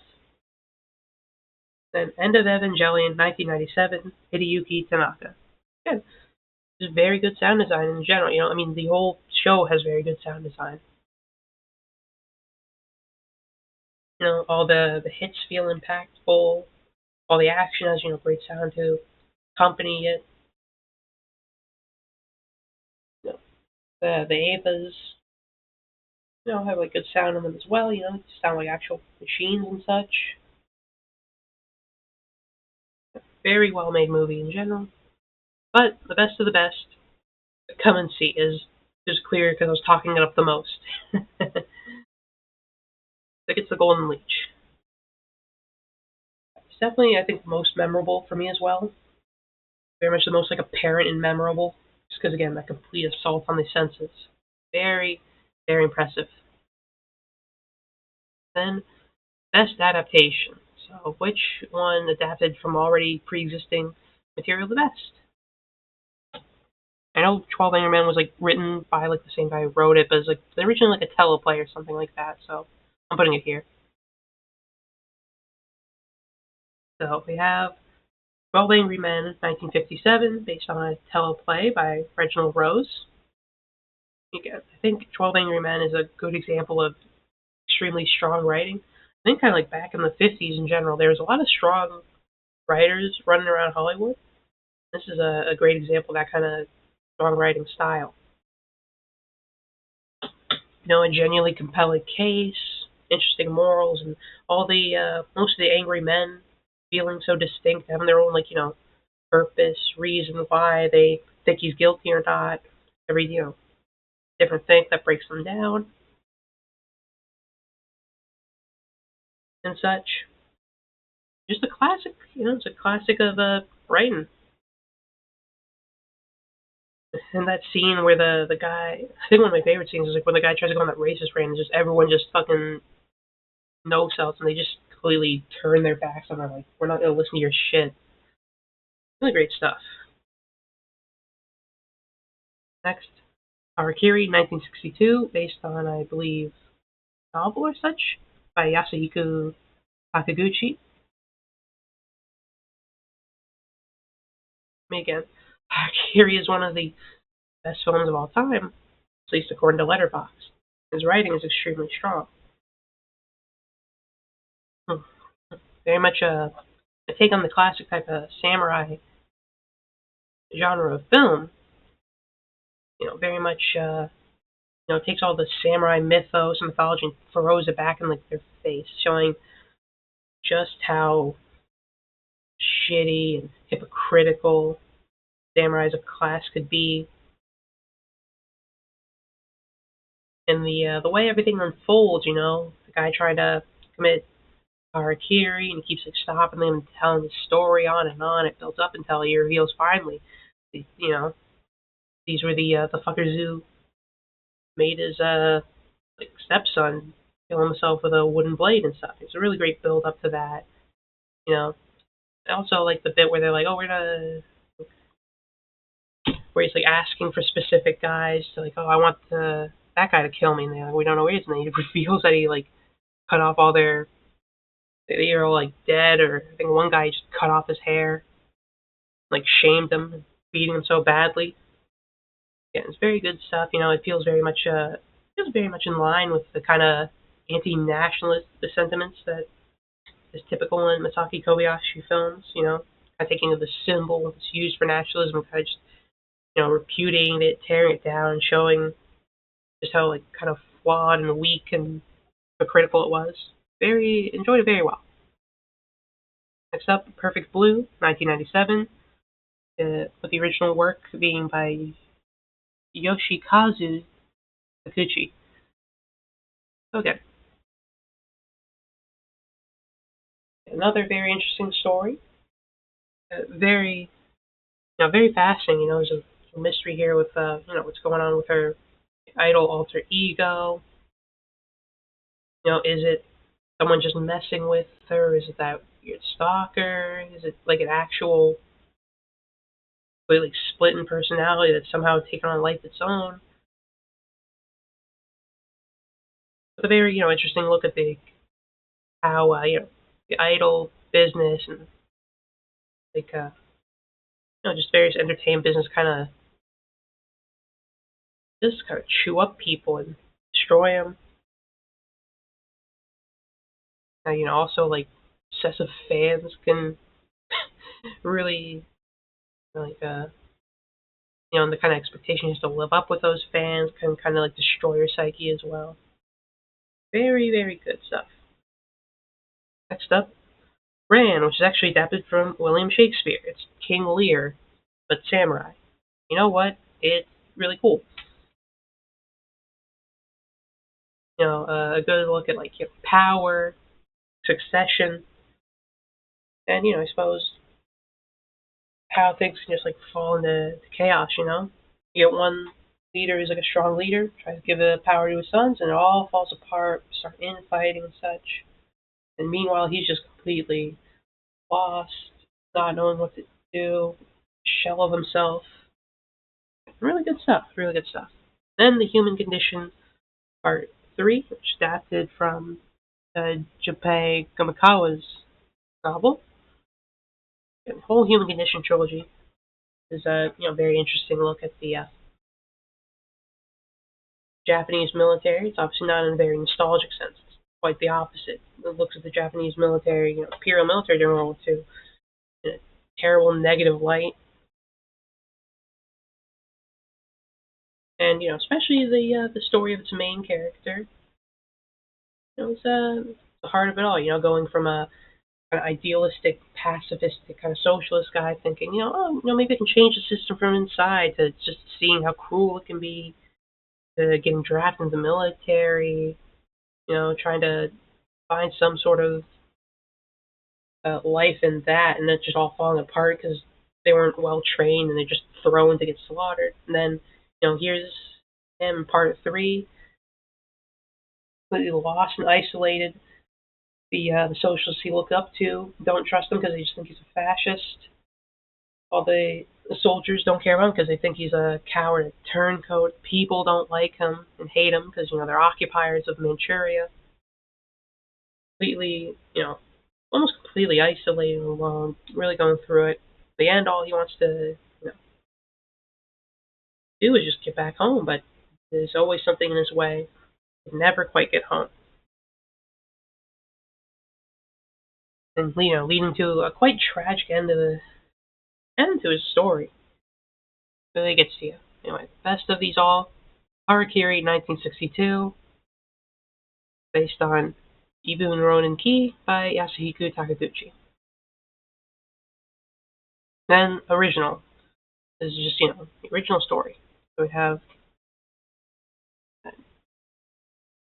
End of Evangelion, Hideaki Anno, Portrait of a Lady in 1997, Portrait of a Lady on Fire, 2019, Celine Chiyama, Taste of Cherry, 1997, Abbas Kiarostami, It's Such a Beautiful Day, 2012, Don Hertzfeldt, and John Dielman, 1975, Chantal Akerman. Uh, it's just actually a coincidence that all the directors wrote these movies. Because I did credit the writers, it's just they all were written by the directors. Of course, End of Evangelion expounds upon, many of the already present themes in, the end of the show Evangelion, but shows, it's more this external uh, process that was going on at the time. Very introspective, looking at themes of like human connection and separation between people. And of course, further examining the ever broken mind of Shinji.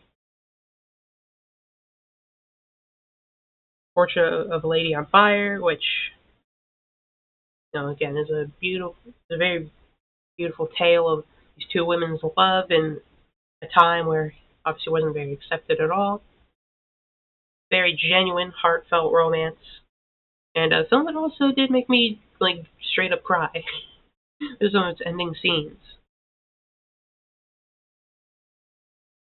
Taste of Cherry, which I think is an interesting look at a man who wants to commit suicide, and he constantly is looking around for someone that'll help him. And each person he takes with him in his car to come help him. They discuss life and such, what they do with their lives, and they all try to talk to him in their own ways, like, why the hell are you doing this? Like either trying to talk him out of it, or maybe just being like, it's interesting, all the different reasons they have, to both, all to say like, hey, maybe it's worth living. I think it's I think it tackles a very delicate subject very well. Suicide's obviously a very delicate subject. You could go back, but I think it handles it, with empathy and sensitivity. It doesn't treat it as like it doesn't treat it just too exploitatively. It feels very understanding. You never actually hear the reason why he wants to, but I think it's actually a pretty interesting writing choice. You don't know why, but he is. But you hear all these, talks about, like maybe there is a reason to live, but it doesn't feel like too condescending or anything. It's just maybe consider. Next, there's It's Such a Beautiful Day, which oh, okay, wait, accidentally clicked. Well, yeah, End of Evangelion wins, written by Hideaki Anno. Yes, I was going to say for It's Such a Beautiful Day, despite its supposed on the surface simplicity, it tackles the topics of like memory and life and such. Very interesting. And John Dielman is a very interesting look at the kind of life of a housewife, and all the labor that goes into it. It kind of is a bit like behind the scenes thing, it's not really too focused on. It's not really glamorous and stuff. And also, I like to, obviously things start slowly falling apart in the film, slowly unwinding and unraveling as small errors were made in her routine. But yeah, End of Evangelion wins because I misclicked. I was checking stuff. Next up, best cinematography. So first of all, come and see 1985, Alexei Rodionov. So again, I already talked. It looks incredibly visually. It's got great effects. It looks, extremely realistic. It's got great sound. It's very well. It's a very good looking film in terms of cinematography.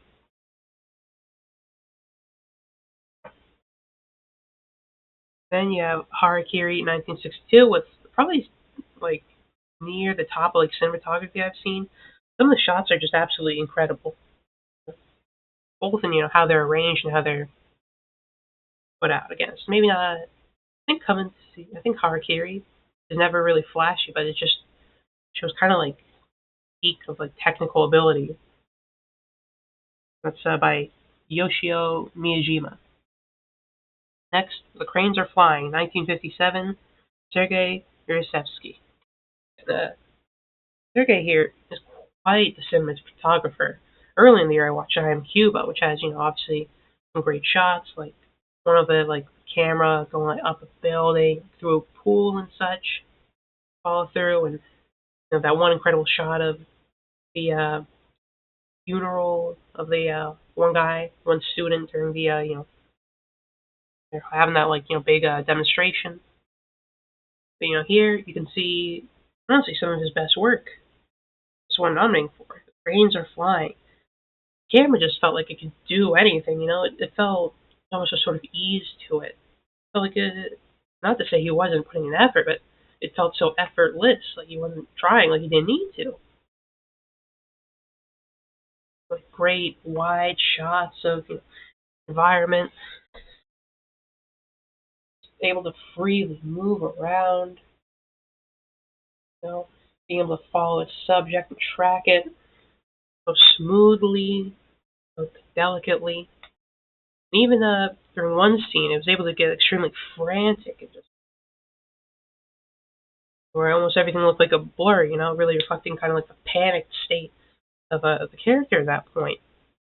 I think like he's a real master of the craft, is Sergei Yurishevsky. Then back to Ron again. Already talked about it. It looks very incredible, but obviously it's not just the designs and costumes that look great. Filmed very well as well. That is by Takao Saito, Shoji Ueda, and Asakazu Nakai. Very impressive camera work. I mean, many of Kurosawa's films have very good camera work, but I think these three they really took the cake here in Ron.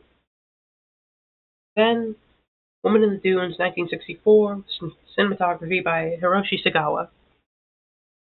I mean, I think I've like said before, this is kind of like the best sand film of all time. Like all the impressive shots in this film are just like taking shots of the sand and seeing it flow and move, almost looking like water itself. It looks absolutely stunning and gorgeous. I do, highly recommend checking out all of these. They all have amazing visuals. But the winner overall, Cranes Are Flying, 1957, the Sergei Yurishevsky. And this was a close one. I was going back and forth between this and Harakiri for quite a while, but I think this just edges it out.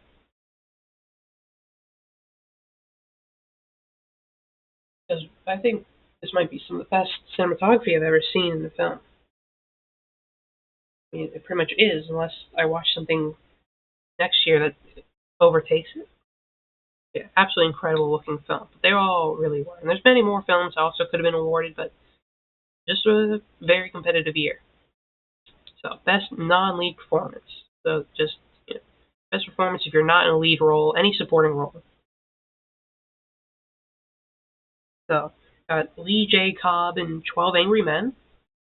He played the one juror who was so adamant about the guy being guilty. It's an incredible performance. He really brings it to life, and makes a real interesting character out of that juror.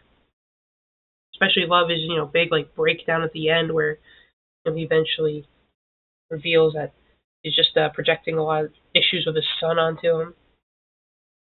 Amazing like end, very emotional end. Then I was actually having a hard time picking who from the Schindler's List. I was also considering maybe Ralph Fiennes, but I ended up going with Ben Kingsley in Schindler's List, 1993. And he's a very good performance. He pairs well with Liam Neeson, and plays his role really well.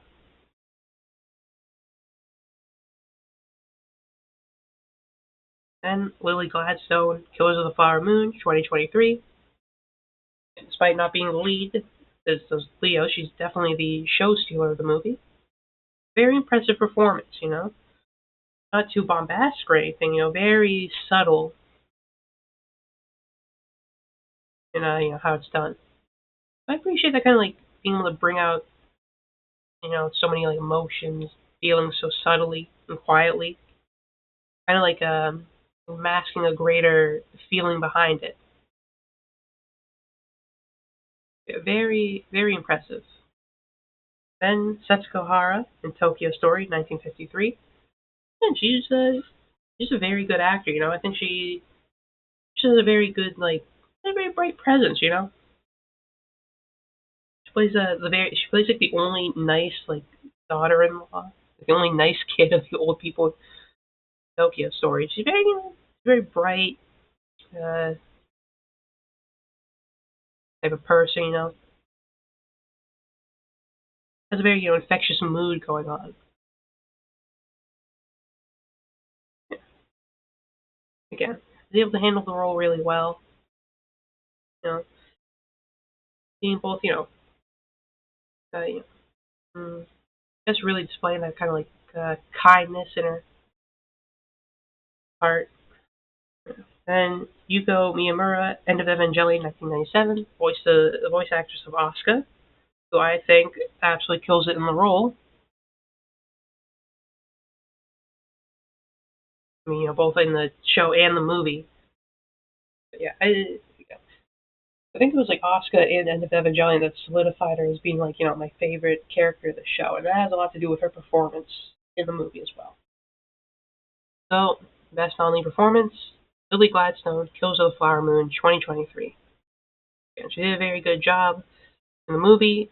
Easily, probably the most impressive. Even a cast of Leo and Leonardo DiCaprio and I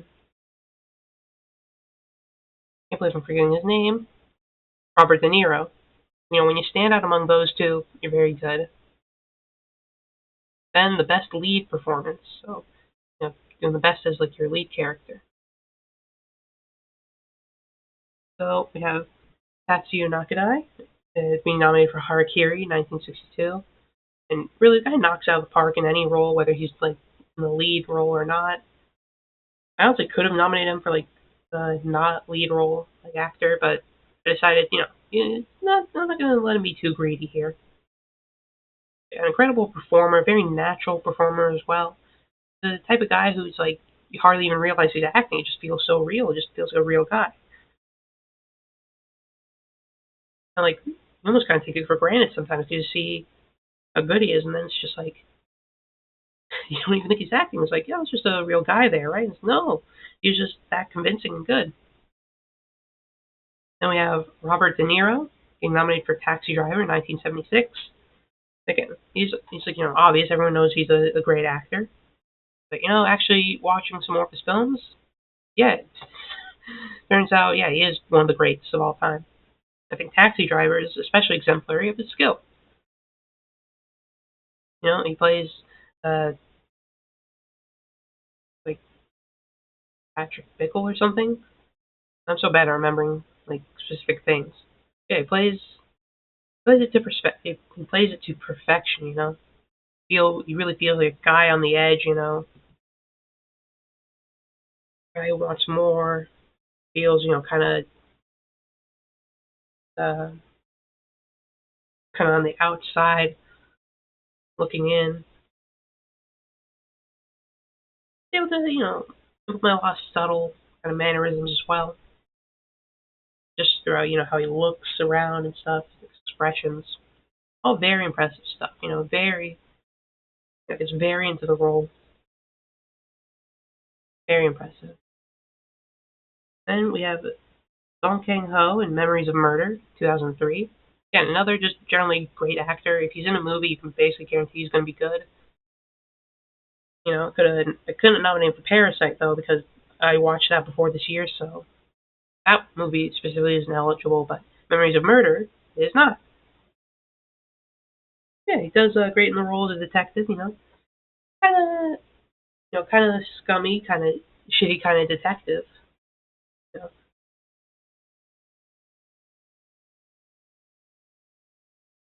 but not in a way that makes you It completely turns you off of him, you know?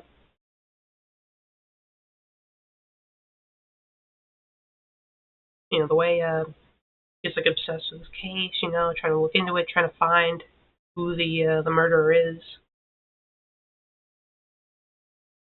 Very interesting. She's a very great actor. Sometimes it's just hard to say, like, yeah, they're just great. Anyway, Toshiro Mifune is with this like Chad picture here. Again, many great performances. Surprisingly, no five-star films from, which is a bit of a shame, but you know, oh well. I think I like Redbeard of his films most.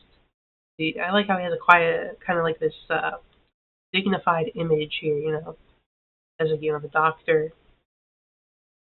You know, both someone very concerned about healing and helping people. Also, someone he's like straight shooter. You know, he'll be honest with you, and if someone tries to fuck with somebody, he'll fight too. You know.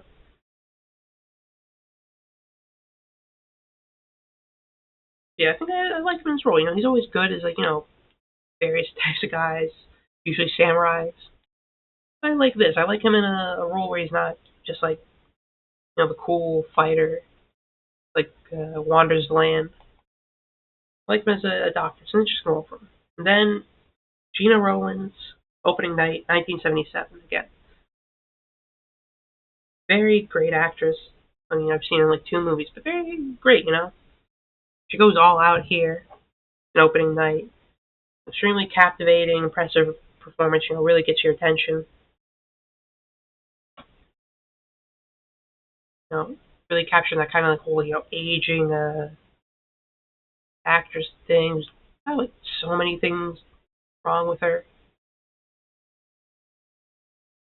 She's really good at I think she's really good at kind of portraying that kind of thin, kind of fragile sense of like connection of sanity and reality as well. Yeah, I especially enjoyed seeing her actually perform the in-universe play, especially the completely playing it as a completely like drunk and stuff and going through the play anyway. Really great stuff there. But anyway, best lead performance, Hachi Nakadai and Tahakiri. I mean, yeah, I think like I watch a bunch of him in a ton of movies this year. I think he might be. Yeah, Harakiri is kind of sweeping, huh? I wonder why.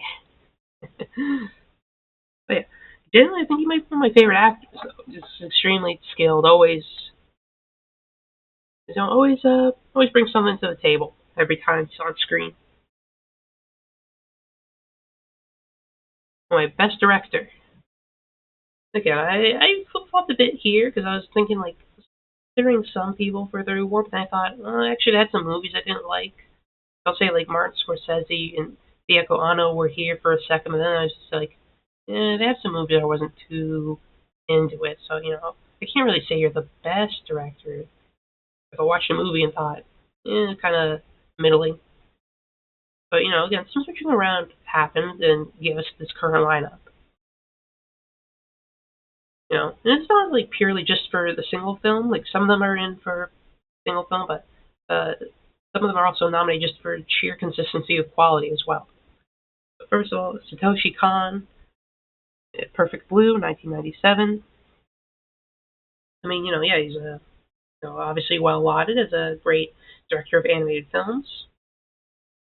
And I think I watched all of his films, and I think mostly what he's getting awarded for is just sheer consistency. Like nothing less. I didn't think of anything less than a 4.5. I watched Paprika, Perfect Blue, Millennium Actress this year.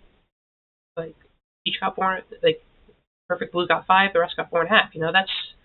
That's quite insane consistency. There's being a good director, and then there's just being able to constantly put out like great movies all the time. I don't think he has a single miss on them. It's quite impressive because most of the greats usually have a couple misses here and there. Yeah.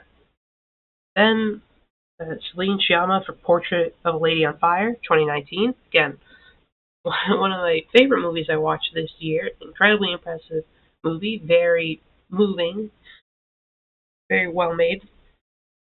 Definitely has lots of talent as a director. I mean, now I need to go watch her other works too. I only watched this one movie from her. It's only on the list, but definitely excited to move on and watch some of her other works. Then there's Abbas Kiarostami, Close Up 1990. Close Up is my favorite of his films, but again, he's someone who's got two five-star films this year with both Close Up and Taste of Cherry. And none of his other films, I believe, went below four. It was like four and a halves and fours. Okay, he's very consistent and produced multiple great films. Produced what I think might be one of the finest films of all time in Close Up. A very, very talented director. Then there's Masaki Kobayashi, nominated for Harakiri 1962. And again, it's another case of just insane consistency. Not a single film under four and a half that I watched this year. I watched like five of his films and three five-star films: The Human Condition Part 1, The Human Condition Part 3, and Harakiri. Again, if you're putting out like three five-star films after like watching five films, that's impressive. I think I especially enjoyed this year watching him develop as a director because I watched Human Condition, watched all his like films in chronological order. You see him just really like coming to his own as a director as well. First, just being generally a great director, just in the more technical, formal sense, but then really coming into his own with his unique style and presentation as well. Kiri has some very great directing. Everything's great posing, framing, and blocking. It feels so. Every little bit feels so deliberate. Not a single like wasted space, not a single wasted second. It's quite impressive. His work is just kind of insanely good. And then Chantal Ackerman for Jean Dielman, 1975. A very long, slow, deliberate film that likes to take its time. But again, some of the moments really stand out. Again, I was watching for like an hour and I was like, okay, it's all right, but maybe I'm getting a little bit bored. And then like I just feel like the main actors like drop a butter knife or something, and then I'm like hooked. I'm like looking for every little change and every routine of every day in the movie. Like if you could make me care about such a pointless stuff as like a tiny little detail being out of place or something going wrong in this like housewife's typical routine, I think like, that takes a lot of talent and skill.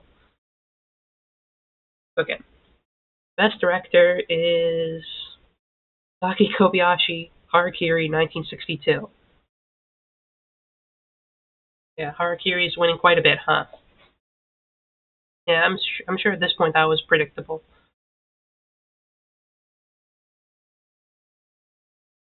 Looks like we're okay. Looks like we're getting close to the end.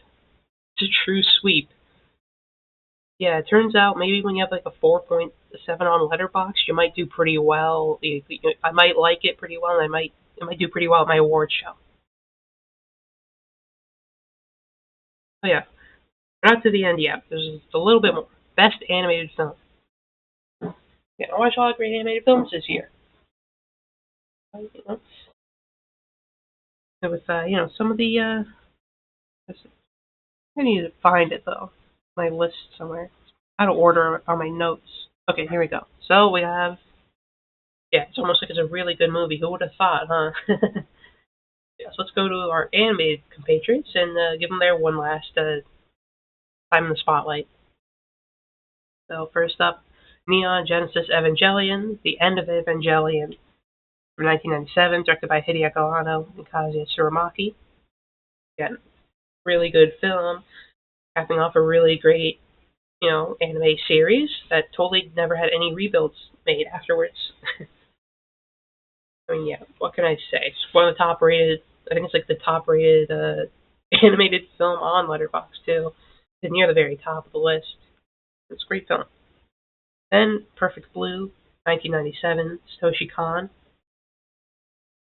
Again, everyone knows this movie. Looks great. The story performed well. It's just a very well made movie. Everyone already knows it. Then The Disappearance of Haru Suzumiya from 2010, a movie that actually kind of surprised me this year. I did not did not think I would enjoy the melancholy or disappearance of Haru Suzumiya as much as I did, but I ended up giving the film 5 stars. And I think I'll talk about this one a bit more since I haven't already, but yeah, I think it's a very good, again, another good movie that caps off the TV show wonderfully. And I think it pays off a lot of stuff that happens in the TV show, especially the Endless Eight arc really pays off. Watching the whole thing really pays off for this film.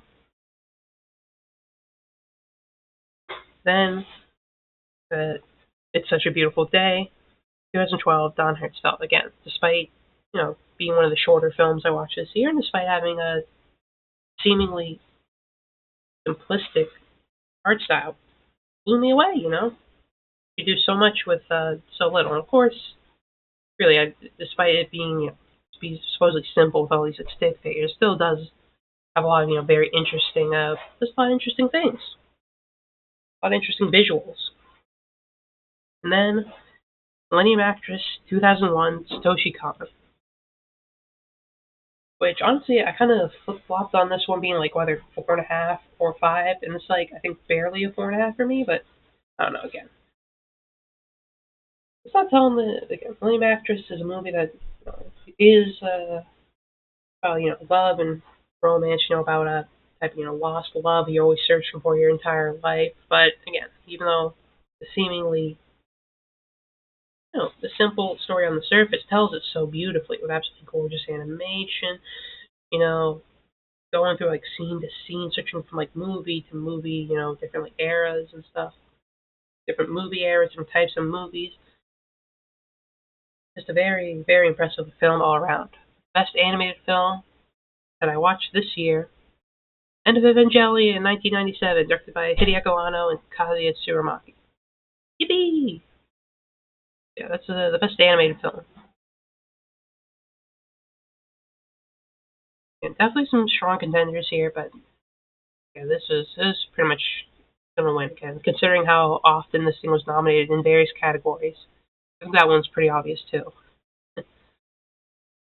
Now, best film.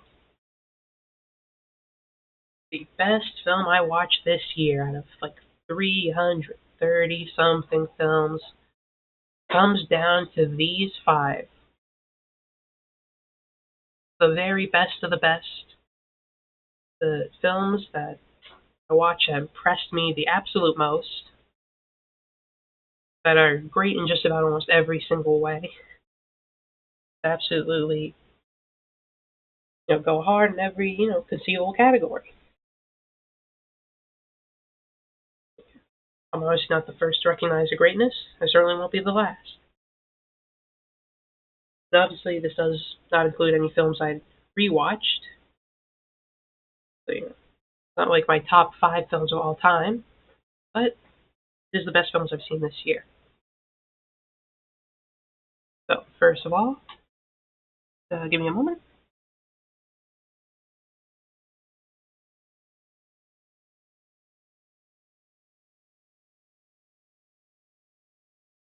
The End of Evangelion, 1997, Hideaki Anno and Kazuya Tsurumaki.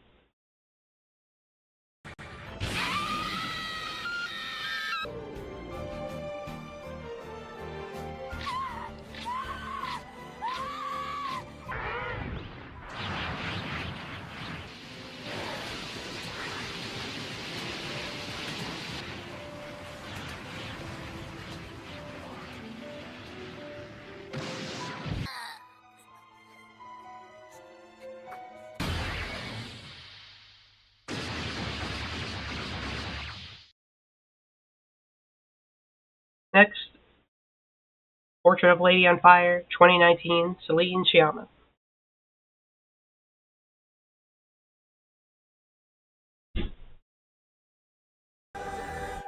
Quel en est le titre? Portrait de la jeune fille en feu. So that's all I get because I could only find the trailer. Next, Harakiri, 1962, Masaki Kobayashi.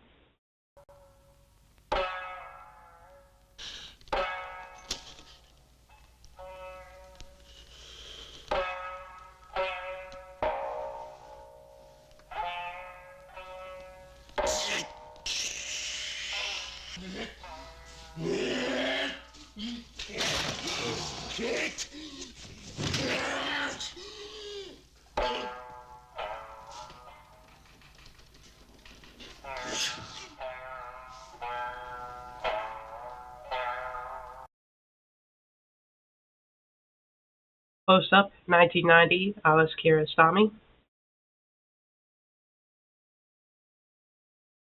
آقای سبزیان هستی؟ خب شما چرا گریه نکن ببینم نکن این کارو کی اومدی بیرون؟ کی اومدی بیرون؟ ببینم من ببینمت خب کی اومدی بیرون؟ کی اومدی بیرون؟ ببینمت من ببینمت بریم. And finally, The Good, the Bad, and the Ugly, 1966, Sergio Leone.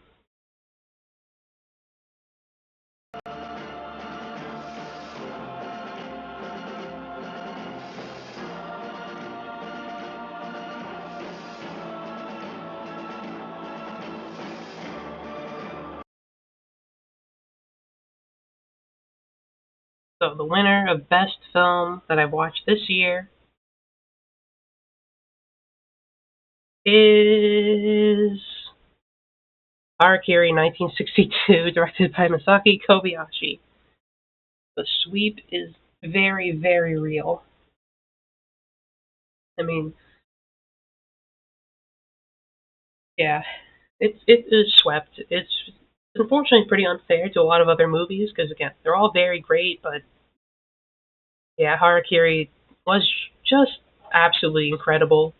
Yeah, like I understand why it has the highest rating on Letterboxd. It's absolutely incredible in just about every aspect. I think it's definitely Masaki Kobayashi's absolute masterpiece. One of the best films of all time. Yeah, it swept pretty handily. But that's not all, because there was a bit of a rule, that a film had to be a film I hadn't watched yet. It had to be a film I watched for the first time this year, which excludes a couple of films that I also enjoy, that I would also rank among the best. So, a bonus category. Maybe not as much pomp and circumstance, not as much presentation, but still. Best film of all time. So yeah, I guess you can see. I originally had this a bit earlier, but then I realized, wait, that spoils it. The Good, the Bad, and the Ugly, and Close Up have no chance to win. It's this one, no rules off, best film. Like no rules at all. Just what's the best of all time? The Handmaiden and The Adolescence of Utena were films I had already watched, so they couldn't be nominated for anything. But I'm giving the award now because it's my award show, and I want to include them. So we have The Adolescence of Utena, 1999, Kunihiko Ikuhara. We have Harakiri, 1962, directed by Masaki Kobayashi, our winner of the best film for this year. I watched this year. Then we have End of Evangelion, again, 1997, Hideo Anno, Kazuya Tsurumaki, Portrait of a Lady on Fire, 2019, Celine Sciamma, and then The Handmaiden, 2016, Park Chan-wook. And the winner of this award is not Harakiri. The Adolescence of Utena, 1999, directed by Kunihiko Ikuhara, my absolute favorite film of all time, which also follows my absolute favorite show of all time. Yeah, that's like my top 5 films. This one stands above them all.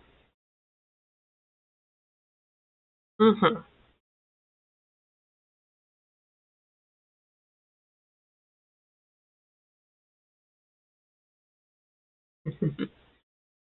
Yes, no, I included this one literally just because I'm biased. I want to say I want to give this one an award on stream. I need to make it official that this is the best movie of all time, in my opinion. Just the objectively correct opinion.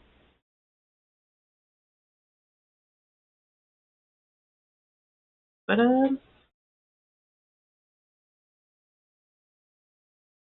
yeah, that's the last category. I could field any like questions or comments from the audience about the just I guess movies in general, about the challenge, about this year, I think in films and such. If you'd like.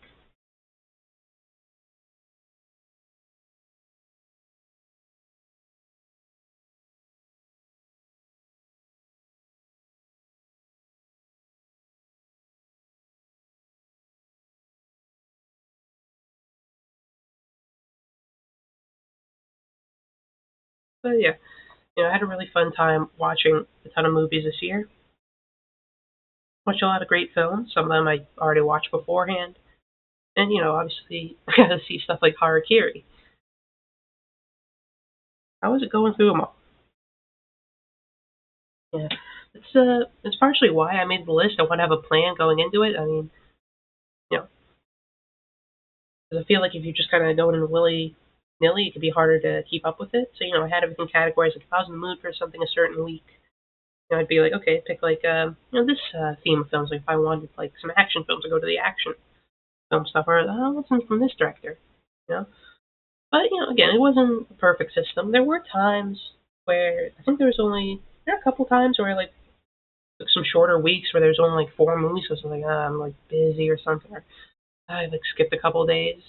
I think there was like one point where I like was barely watching any films. It just was like one week I didn't watch it, and that was a bit of a rough week, I will say. I'm not sure when it was. I think it was like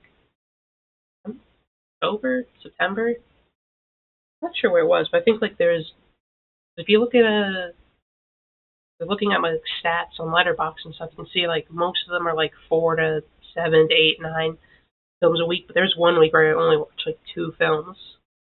I just like didn't do it for most of the week. And I was able to catch up back again, but yeah, that was a tough point. It's definitely a point where I was just kind of feeling tired out. I think it's not just because of the movies. I think watching the movies itself is pretty fun. It's mostly just due to like outside factors like dealing with school and such. So it's kind of tiring me out as well. I think that kind of created a bit of a rough patch in the fall when I'm taking the challenge. But December was pretty easy, thankfully, because I had like a big break.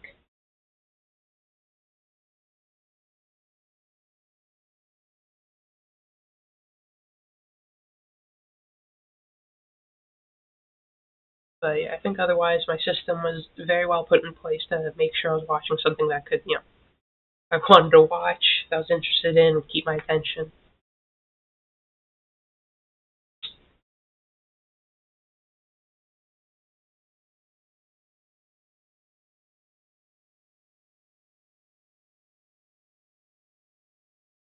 I think what also helped was kind of just like adding some non-list films as well.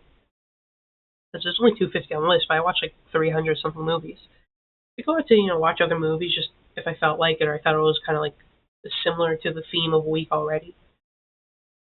Because I already like the movies or whatever, or just go out to the movie theater and enjoy some time there, watching whatever.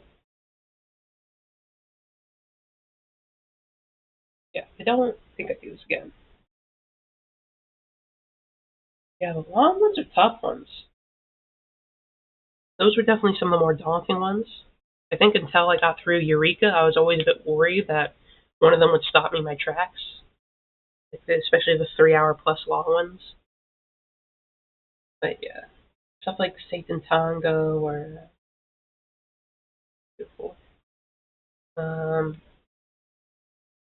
just like the Lord of the Rings trilogy, Love Exposure, and Elephant Sitting Still. Yeah, I could see why those are like momentum killers. Yeah, I usually went into, again, I put them in weeks where I at least thought, I put it with some shorter movies.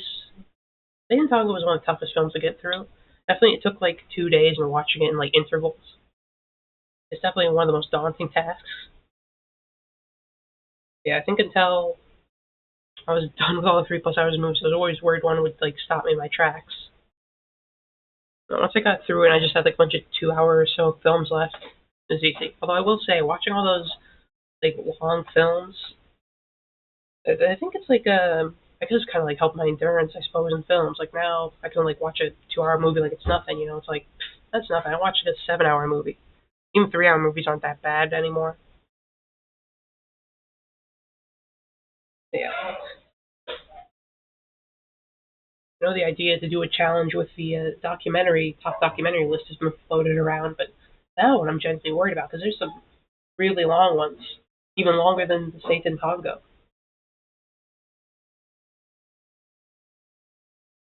So I feel like that might be another like it might provide another big hurdle if people try to watch some of the super long documentaries. Yeah, Saint Congo is a very great film though.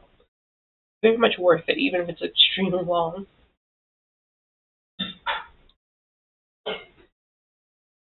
Yeah, I can understand why some films like that just provided a great hurdle.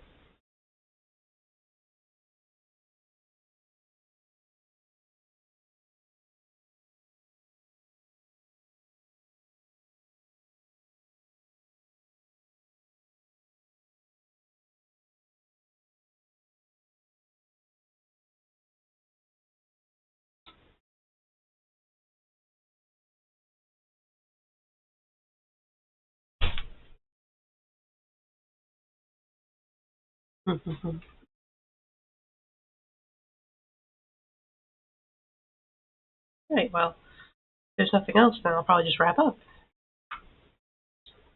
Yeah, had a nice time. I'm glad to, end off the year on a little bit of an event. Talk about the movies a bit, give awards to movies I liked. Yeah, I'm glad you all got to see my reviews and such. I'll definitely keep dropping more reviews. Now, who knows? Maybe I'll drop one as soon as tomorrow. But yeah, so thank you all so much for joining. You could, see me give awards to movies for 2 hours. Anyway, bye.